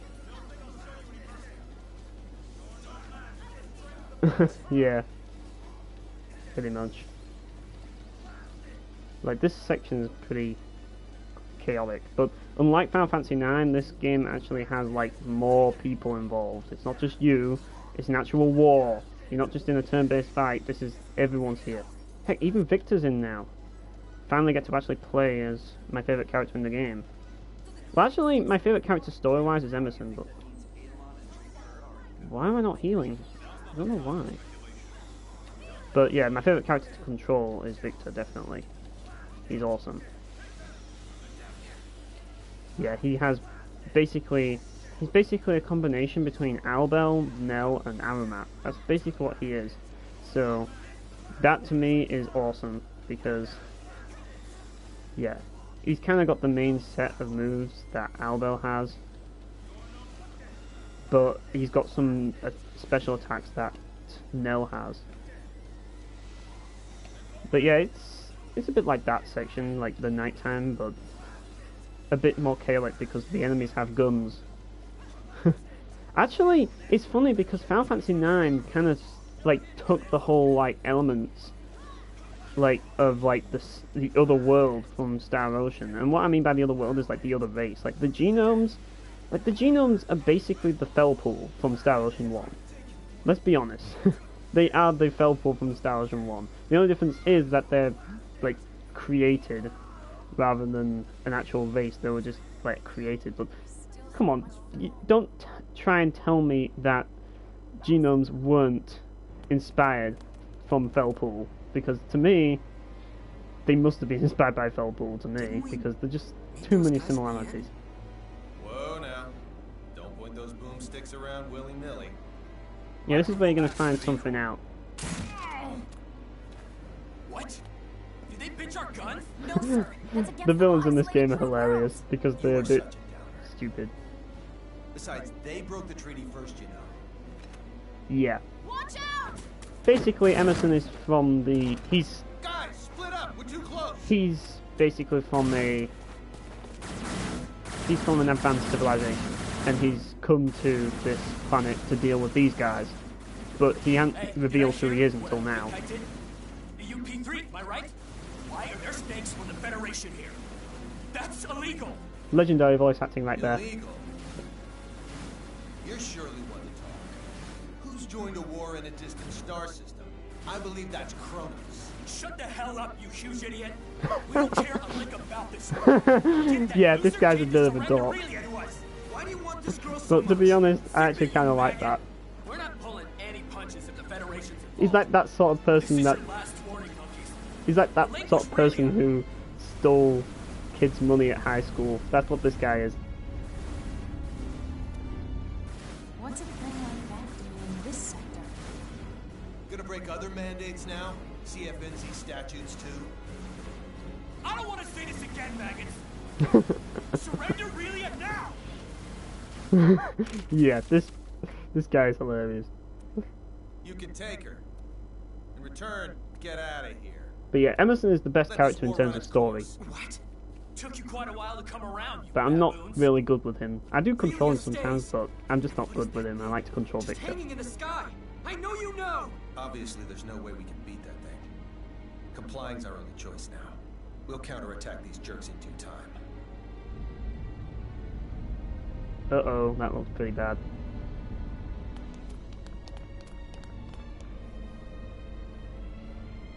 I love how these sandbags just magically appear. Well, I suppose they would have fortified it beforehand, but I don't think sandbags are going to do much against that. What the? A mighty rare sneak peek of our strength. You learned that messing with us is futile yet? Did you? No, his voice just cracks me up every time, and the dialogue. To be honest, I love it when games can't be taken seriously. So, her true nature's unleashed. How intensely beauteous! Left! Roots! Get really at this instant! Damn it! This sucks! Like, this guy's still going to villain high school, isn't he? Let's be honest. Should I tell the General what exactly's transpired? Don't you dare speak unless I say to! You maggot!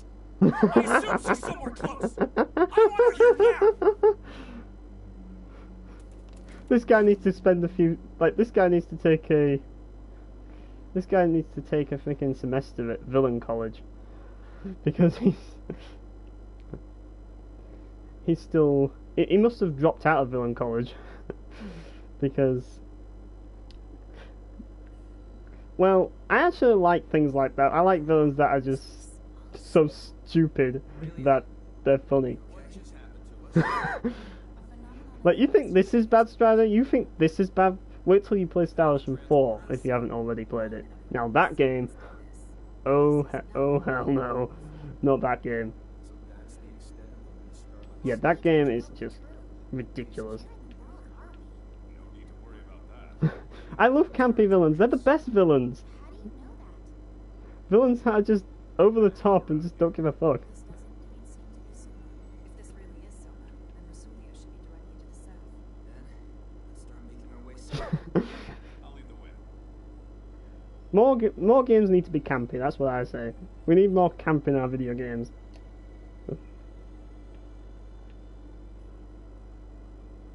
Yeah, we finally get Victor back again. Yeah, pretty much. That's why I like Trice games. Because they don't take themselves seriously. I kind of want to level up Flying Guillotine, but I also want to learn Air Slash as well. Yeah, Flying Guillotine is awesome. And I want to level it up because, unfortunately, we're going to lose him again. But I'm going to make the most of him because he is pretty awesome as Victor, so... Yeah, double slash, never strike. I'll give him Air Slash. Yeah. You gotta love it. Like, that's part of the reason why I like games like Two Worlds, because it's just... The whole thing is that...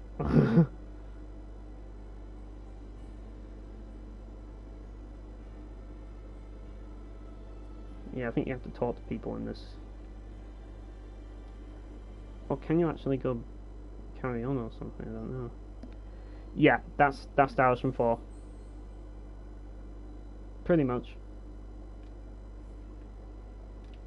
Were you aware that while Landok is the most renowned And yeah, Star Ocean 4 is just that is crazy stuff. Oh, is that right? That is really crazy stuff. You've territory of Soma, like place of Sigma-Turgy. it really is. Have you ever heard of the Sigma Silica? Yeah, so you'll know about it if you've got it. You'll know how crazy that game is with its Then I'd love to characters. go. Except I'm trying to think of a campy villain that I really like. probably not. But I've never been either. Like, I can only hope that I'll get the I'm trying to chance think of someday. one. There's some really funny ones. Just over the top. It's a bit difficult to think of these things on the fly, but yeah. Oh, I know a good campy villain. Samurai Goro from F-Zero GX. That's another one. When you go into chapter 2 on F-Zero GX and then he slides down a cliff and he's like, "You stole the prize money from us last time. You'll pay for that." And he starts doing all these crazy Power Rangers style body language. Every time, like, it's just brilliant. That's why I like F-Zero GX's story, because it is so camp. It is literally the definition of camp. Can't say I understand your point of The view. PS2 version or the PS3 version, I don't know what you mean by that. I guess it must be difficult to make a living in it. Like, Can't even grow food. Many of the best soldiers and mercenaries come from Soma, as its harsh climate helps prepare them for tough situations. You know, Victor. oh yeah, but F-Zero GX's voice acting is just I think you're one of the masterpiece. best soldiers in the world. Like everything. My intention. Don't worry.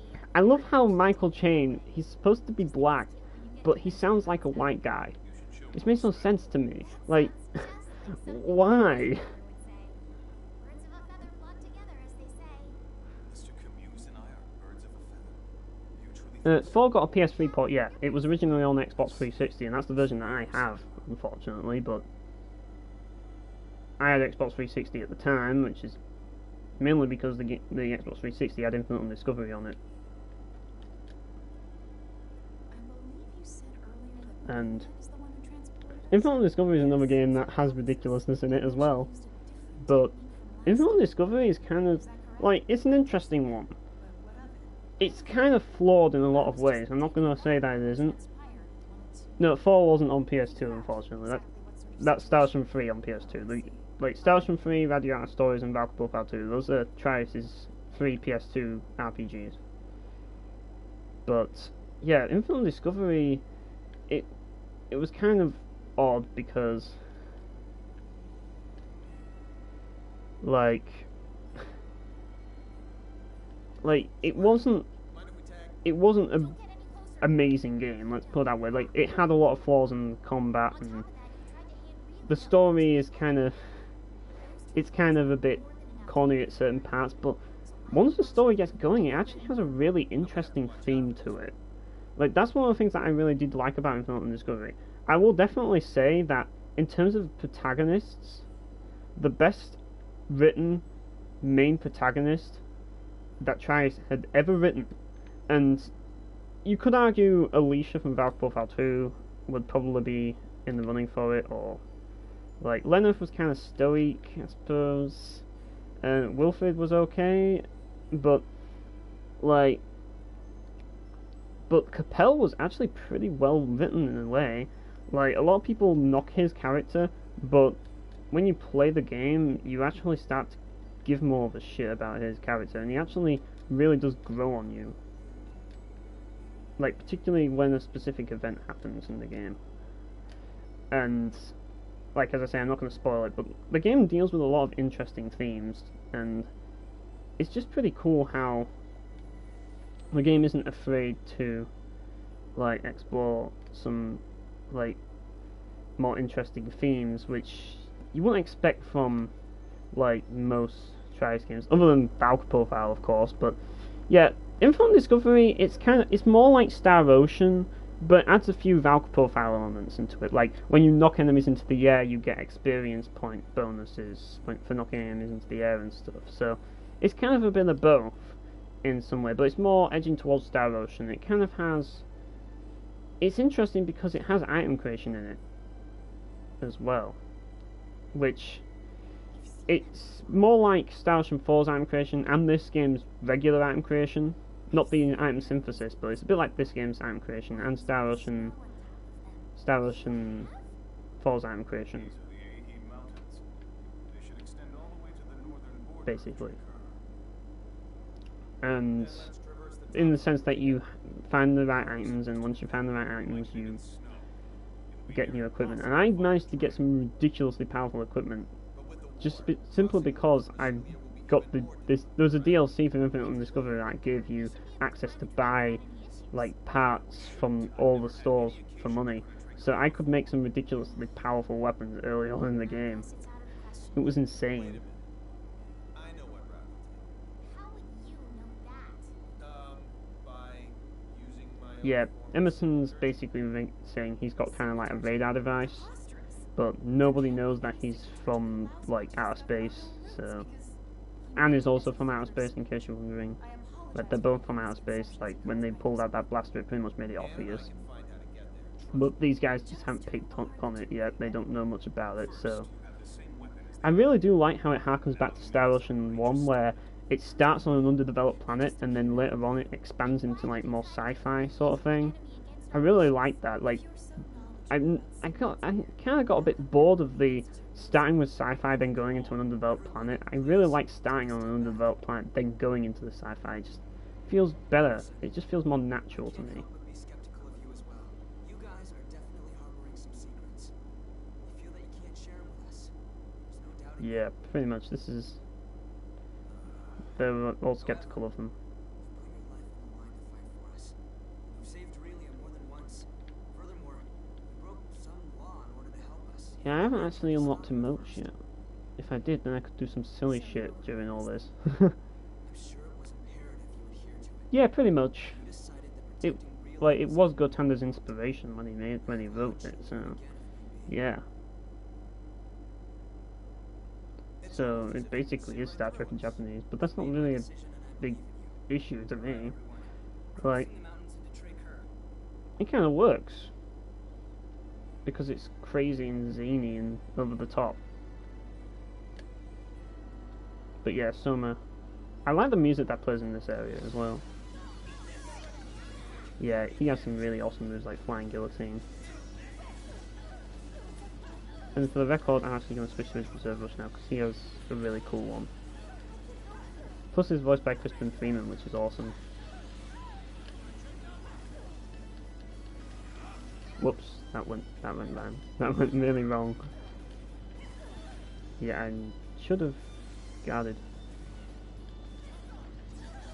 Yeah, you can kind of attack with a wide attack with them. Oh, and I blocked when I shouldn't have blocked there. But yeah, this guy can learn some really crazy moves later on in the game. Yeah, pretty much. Like, some of the best games that I've played have been on the original. Like, Warcraft 3 is a rip-off of Warhammer. It also rips off Star Wars a few times. And it rips off a few books. But you know what? Like I said, I made an article about this. And the article was called What a Rip-Off. And I was basically saying that games shouldn't try to come up with original concepts. Games should try to combine the right concepts to solve a problem. To solve the problems that need to be solved. You need to find the right tools to solve it. And if you need to use a concept... sadly we lose Victor here, unfortunately. But we'll get him back later. But yeah, for to use a concept for the sake of solving a problem is never a bad thing. But also to add to something. It's like, for example, Tales of Symphonia rips off Grandia 2. But you know what? It also has the Tefiala section right after it, which extends on that to create something completely different. So, what's the big issue with games ripping off other games? It's only like... And I've said this countless times, but F-Zero GX is the best... Like, this is the best way to describe F-Zero GX. F-Zero GX is the greatest Fast and Furious parody of all time. At least the story mode. Like, it is the greatest Fast and Furious parody ever. Like, I don't think you could top it. Like, it's basically just takes the piss out of Fast and Furious. But it is... The story is nothing different from Fast and Furious, but it's not trying to be. It's supposed to be generic. It's supposed to be exactly like Fast and Furious. That's the whole point. And that's why it's amazing. But so is everything in F-Zero GX, like... It's just one of those games which you just can't help but love because it's just so cheesy. Yeah, pretty much.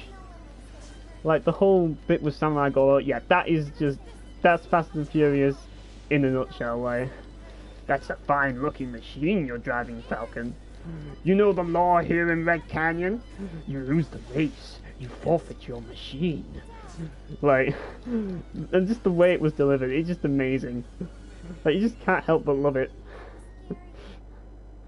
And it's just, I just love light-hearted stuff in games like that. It's just funny, but I just love, I'm not too keen on light-hearted stuff in games unless it's funny, like, unless it's comedic. I like games that try to be comedic and light-hearted, but otherwise, if it's light-hearted and there's no funniness in it, then yeah, it kind of becomes a bit boring to me. That's kind of how I like it. Like, when it comes to, if you want to tell something epic, then be serious. But even the most serious games need to be lighthearted at some point. Like, even Warcraft 3, which is, well, probably one of my favourite stories in video games, has its funny parts. Like, the section with Varimathras is talking to Sylvanas and telling Sylvanas about the warlord. I'm kind of spoiling the plot here. I'm sorry if I'm spoiling it for you, but... And he basically makes this comment, these humans are led by, like, a guy called Gilithos or Garabon or something. Human names all sound the same to me. It's just little things like that, which... Like, those little quirks that make games memorable, and you remember games for those little quirks. So, a bit of humour is always handy. Yeah, that's another thing that happens in Warcraft 3 as well. Like, there's a lot of funny Easter eggs, like the world's largest panda, which kind of made no sense, but it's funny as fuck. Like, and also some of... Oh, hang on a minute. That's the boss. Kind of want to get rid of this fog first, because this boss is kind of tough. Don't know if I'm going to win this fight, but I've forgotten what roles do... You don't have anything. Invoker, yeah, you increase your intelligence. You get attacker because what's been calling is left. And yeah, you don't really have much, so yeah. I need to learn some more roles. Sharpshooter, yes, I need that, definitely. Let's grab that. Pulverizer. Yeah, I'll give that to Anne. I'm going to set Sharpshooter to Emerson, and Pulverizer you can go to Anne. That way I might have a better chance of dealing with this boss fight. But yeah, there's some crazy stuff in Warcraft 3, but that's why it's amazing. So, it's about time you showed up. I'd be much more excited. But at the same time, it has kind of like a really serious story, especially if you read into the books of... We're not giving you really yeah, Bret Hart's in this game. Idiots again. He's called Emerson. To resist? The halfwit with the potty mouth is making another empty threat. And the guy with the potty mouth. You waste a Federation space. You'll pay for that remark. This guy's the Samurai Goro of Filthy chimps out. Star Ocean. He is. Hey, what's going on up there, Borsney? Borsney! Borsney here. 3 Federation ships have entered this sector. They have their shields enabled and are preparing to engage. Uh-oh. We cannot offer any support at the moment. Wait, what was that? I have bad news, sir. We've detected transport signals emanating from the enemy starships. Impossible. Now the tables have turned. You damned cheater. Ooh. Who violated protocol first? Oh, that's right. Yeah, Emerson's awesome. Bearable little helium balls. Emerson and Victor are my favourites, definitely. I want to deal with the ads first because they are annoying. Yeah, I'm gonna swap Reserve Rush to... just to try and clear out this group. Get ready for this. Ooh, shit. Yeah. Ethereal Blast looks ridiculously good in this game. It looks ridiculously awesome. But I love how they balanced Ethereal Blast in this game, rather than Starship 3 where it's just broken, where you can just use it as a regular attack. Yeah, I'm actually going to... oh, that's why I used I used the wrong potion. That's why I didn't heal her. Great. But yeah, I want to deal with the ads first. Pretty much. Yeah, I haven't actually played Hitman really. I thought about trying like the Hitman series before, but it's kind of like a stealth series, so not sure. Oh, great, Miki's dead. Again. What's new? I need to use a fresh save. And now I need to... yeah, it's kind of annoying because I am going to just deal with this guy first. Like, this ain't working, is it? A lot of shit's happening right now, so... yeah, I'm not a fan of stealth, that's what I mean, that's the only thing about it. Right, it's getting a bit chaotic. Everybody's going against Miki, so... I have to resurrect her all the time.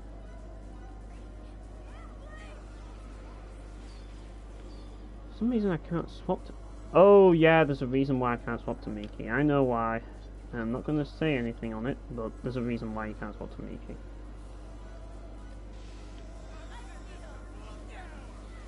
Yeah, I'm trying to heal at the same time as doing all this. Right, which one is the weakest? Let's take the weakest out first. I'll deal with this guy first then. Miki dies so quickly. I have to constantly heal up all the time. Right, let's try and... I'm gonna have Anne heal, or try to have Anne heal. Just keep Miki alive, because I can't exactly control her at this point. Whoops.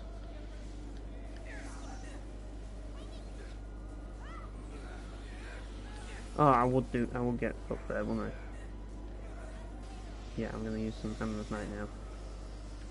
But I really want to deal with this group here. Whoopsie.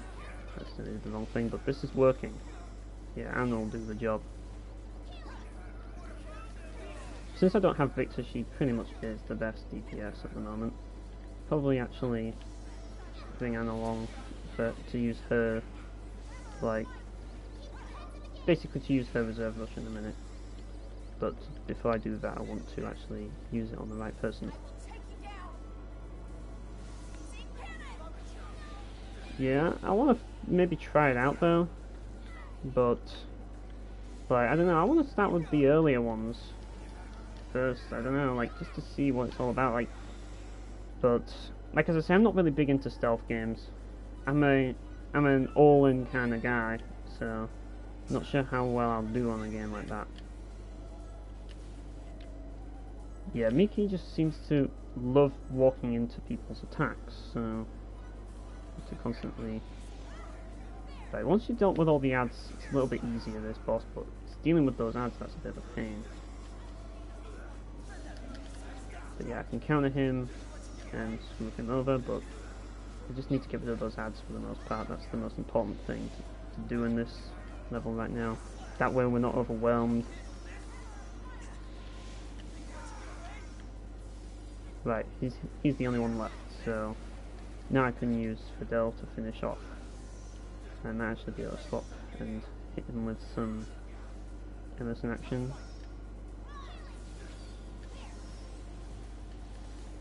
Yeah.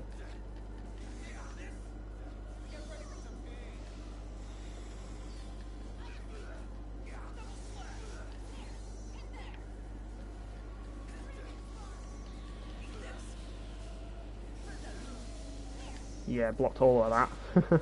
Yeah, you can block magic in this game, that's something important to note. Yeah, the best thing to do here would be to use Anne's Reserve Rush.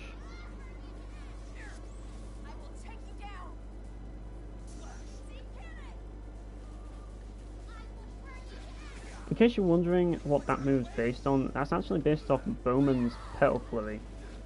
That's what that move's based on, kind of. But they changed it to Blasting Cannon. It's kind of cool how they brought that move back, because I loved using that move back in Star Ocean 2. It was one of the coolest moves in the game.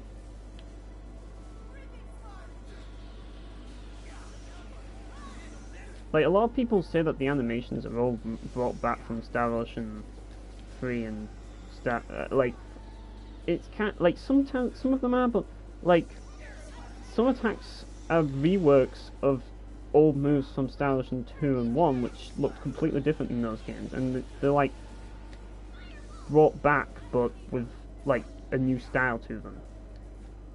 Yeah, this guy can teleport around. Yeah, I got Bowman. He was kind of the character I used for the most part. I used Bowman and Claude, but both, you know what I mean? He was my side dude, bit on the side. It's like, shit. Whoops, I'm going to actually use a fresh stage on him because I don't have. Yeah. I'll use Anne for this bit because I know that Anne will be useful for this.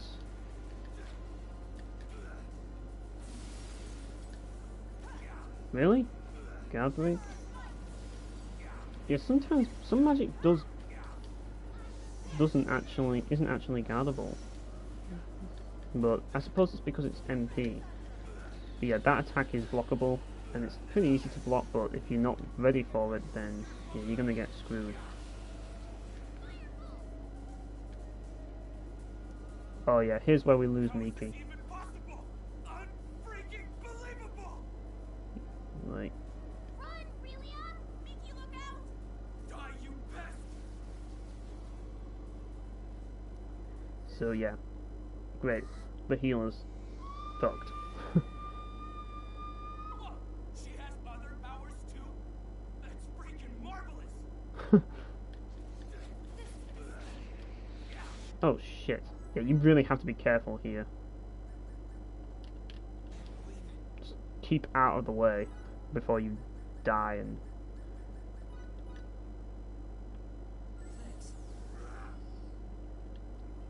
because you don't have a healer, so it's kind of annoying at this point. There's only one enemy to deal with though, but I'm just going to keep that because this is chaos difficulty, and chaos difficulty gets, well, chaotic. I'm just going to use Emerson for a bit here. Whilst I can restore my health and stuff. But now I can use that, I can restore his health. And yeah, what I want to do now,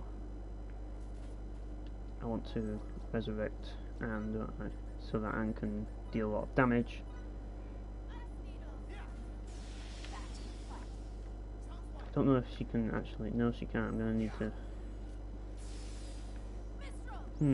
Oh, yeah, Emerson's gonna do his. Which is not what I exactly really wanted, but it's gonna deal some damage I suppose.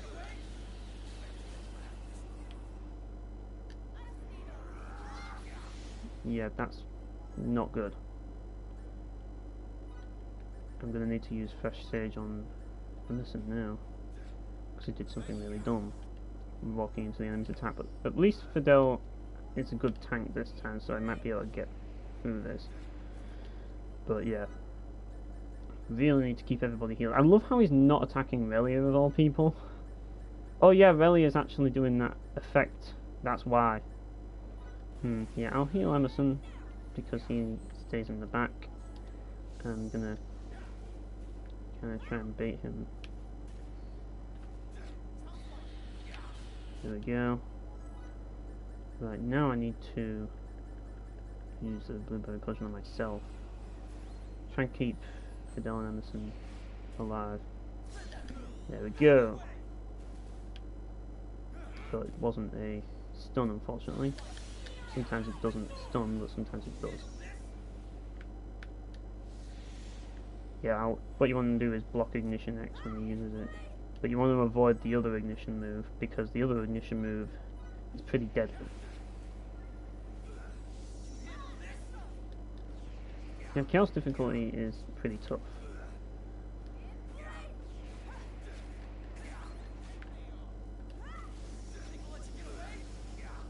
But we can do this. There we go. Oh, I didn't do the counter. Right, hang on. There we go. Got a sidekick. Pretty much, yeah. DSP would it'd be like a field trip with DSP. In fact, I would love to see DSP do the bit that comes later, which I'm not going to spoil. But let's put it this way: there's a really tough bit that comes later. Crap! This is starting to get brutal.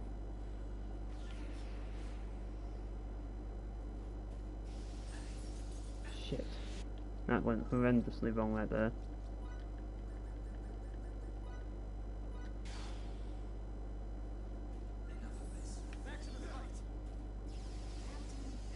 Yeah, lightning blast is a pain. You want to block it, ideally. Yeah, I need to use a blueberry potion on myself first before I do anything. Yeah, there we go. I love how we both countered, like synchronized counter attack right there. Yeah, I'm gonna heal up Emerson because he doesn't look like he's in good shape right now. Unfortunately, he didn't block that one. Oh, that was a guard break. But it was only MP damage, and thankfully this isn't established until the end of time.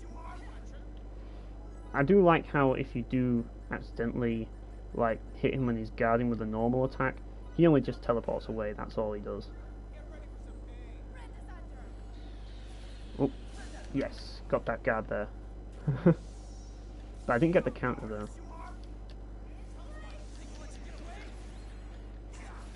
I'm getting like I'm getting like Valkyrie Profile 2 final boss vibes of this guy. Pretty much. Only you can prevent forest fires.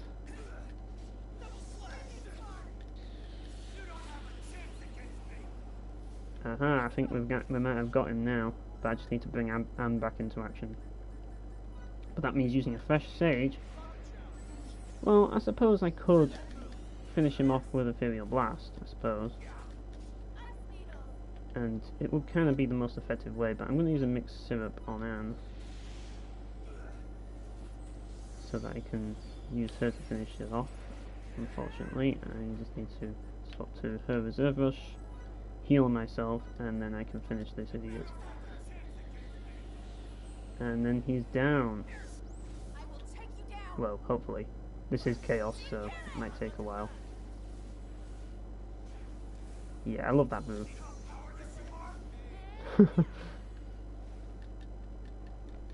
Yeah, see you, Strider. I'll be off in a minute soon. Once I get through the story sections that I'll be doing. But I will be, I'm not going to be off until I get to the next section though. So I will be on for a little bit. But, yeah. Have a nice day.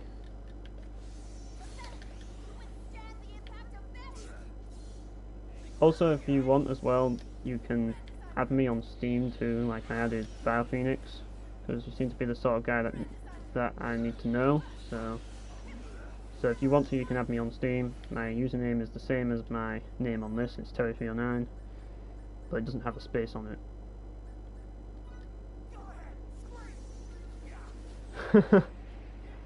God, this guy is starting to get really rough, really quickly.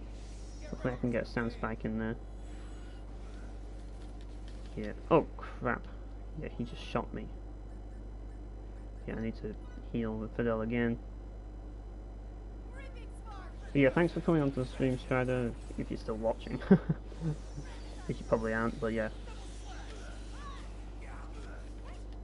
Nearly got him.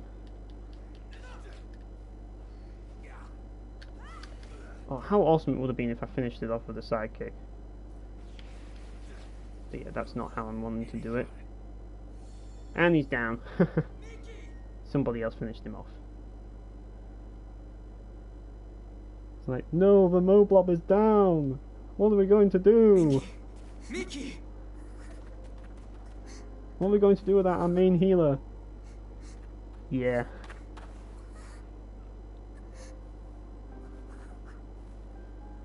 Right, I'm just gonna get to the next bit, which is pretty cool. This injury's not just external. There's damage to her viscera too, I think. Because the next bit is pretty awesome. Wait a second. That had breached the U. Boss, Mickey's hurt. Levine's attack has her in critical condition. She's got tachycardia. There's more. Hypotension Now that sounds like is set as some. well. That's like And all of sounds. us here, she's That the sounds only one who like can heal some the weird harm. illness There's no that such just came out of equipment nowhere. or Like they just came up with this random that'll word. allow her to come back. You can't aid her at all? That's just... You're saying we wait until she dies? What are you thinking?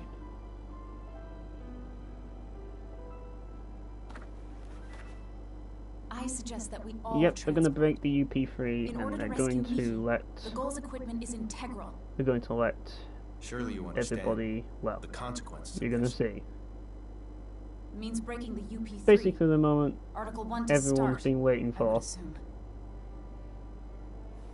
Emerson to the Charles D. Gold. Do you read? Yep, Yes, sir. What's the issue? you Need get you to what's send coming an up Animus next. to your location now. At 9, sir. That many? Wait a second. That had breached the... Unique situation. Do it. Aye, aye, sir. Starting transport now. Yep, we finally get to go to the ship. And this game has the best spaceship in the series. Because this spaceship is massive. Like, you thought Star Ocean 4's spaceship was massive. This ship is freaking huge. You're not in a... You're not just in a little frigate. You're in a freaking massive freaking Take her by stretcher to sickbay. flagship in this game. Well, maybe it's not a flagship, but it's kind of the size of a flagship. This spaceship is massive compared to the one in Star Ocean 4. Like, the one in Star Ocean 4 is kind of like a small frigate, where this, well, not really a small frigate, it's like a small regular spaceship. This ship, though, is like a massive ship. Like, it's basically like the entire, I wouldn't say a flagship, but the closest to a flagship you can get, basically. But yeah, this is kind of like the hub for some time, and yeah, you get to eventually go shopping there, but there is a elevator here which you can go on, and you're going to have to go on it. 12. Sick bay.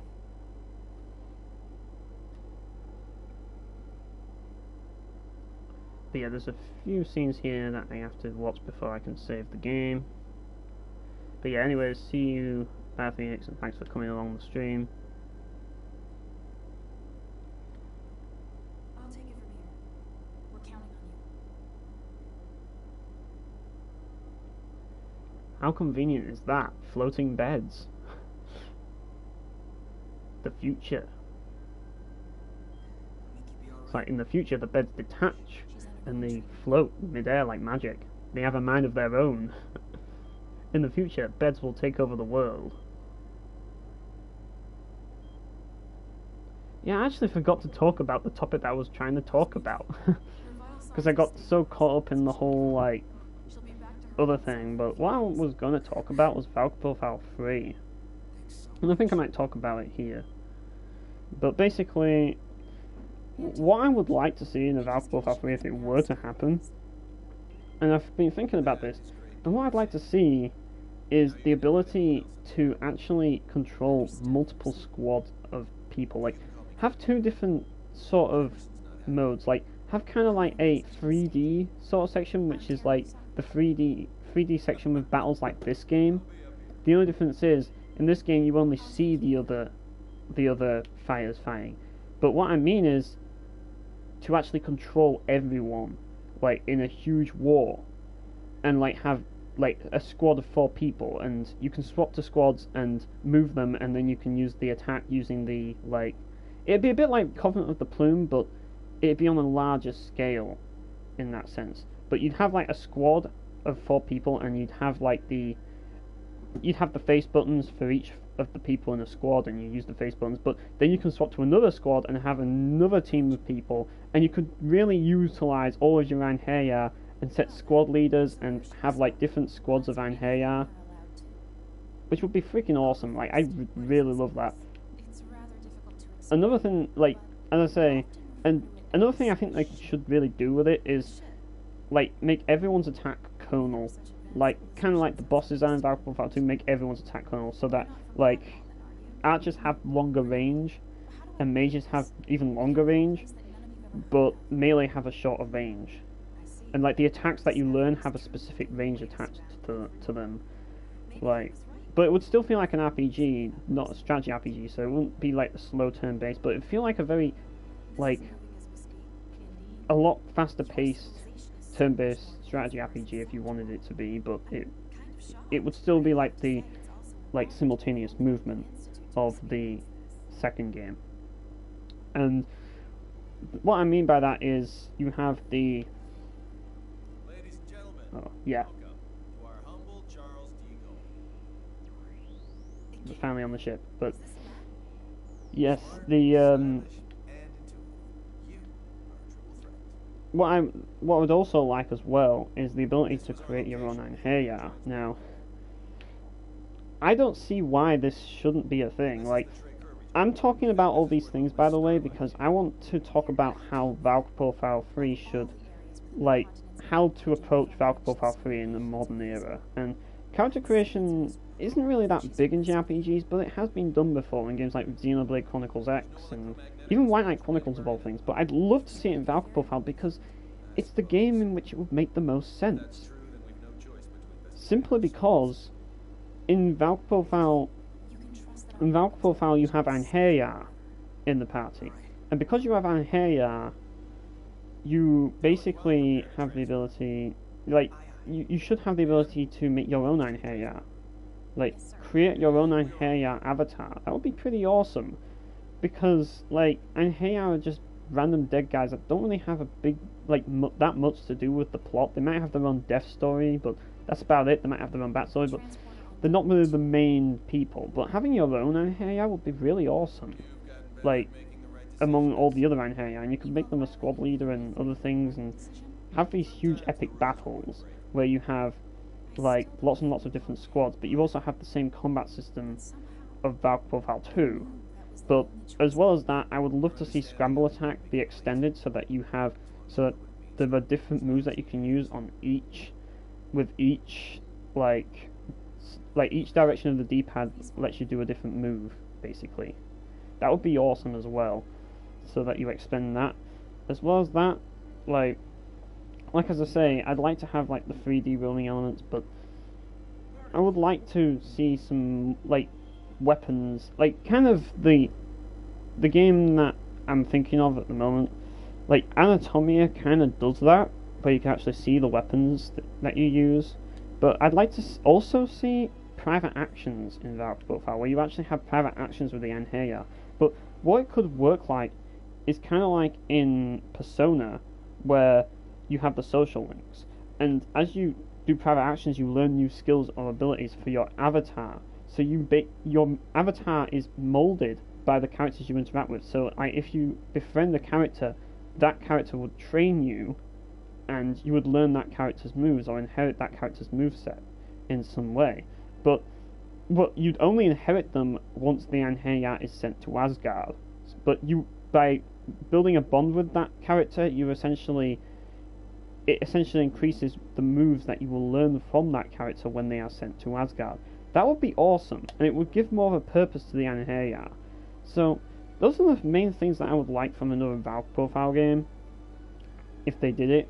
Because it's with Hurst, I'd expect something with a bit more warfare into it, because she's kind of like the proactive one, so she'd be fighting and stuff, which would be pretty awesome.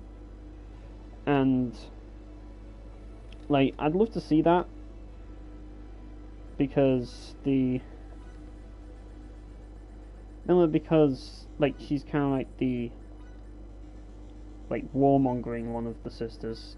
So I'd imagine if they did a Valve Profile 3, a lot of it would take place in Asgard, and there'd be a lot more focus on actual warfare, like maybe between the Vanir or the undead, and there's so much that you could do. But what I'd also like to see as well, just for the sake of it, is kind of, while this war's going on, kind of have like little side stories. I'd like to actually play it from the perspective of Lenneth on the side, and the reason why I would like to do that is simply because, like, while I'm playing as Lenneth, I get to basically, from Lenneth's perspective, I get to experience like a more linear story, but with her perspective, I get to experience a more like kind of like sandboxy sort of thing. So you have your main story in the background, and hers could have some parts of the main story as well, but she'd also have like a sandbox where this war's going on, which would be pretty interesting. But unlike in Valve Profile, where the war's going on in Asgard, and you're on Midgard, you're actually in Asgard, and the war is going on right at this very moment. And yeah, so you have to basically be ready. I don't even think I actually equipped the equipment I made in Iron Creation. I got so obsessive over what I was doing that I completely forgot to do that. Yep, I'm just gonna buy some equipment. Hang on, just want to make sure that there was no other form of equipment. Yeah, right gear. Let's equip it onto everyone that can use it. And let's equip radiation suit onto Relia and Fiore. Energy crest sounds pretty awesome. I might buy one just to equip my cast, and yeah, because why not? And yeah, I can't exactly equip a wand at the moment. But yeah, anyways, that's really all I have to say at the moment, and I think I'll call it a stream. This was a good stream today. I got a lot done in Star Ocean 5, and I'll probably go back to it soon. I do have some Painkiller coming up, so be ready for that. The next episode of Painkiller is on the 30th of June, so keep an eye out for that. Other than that, I'll see you guys later. And I can actually turn off the stream.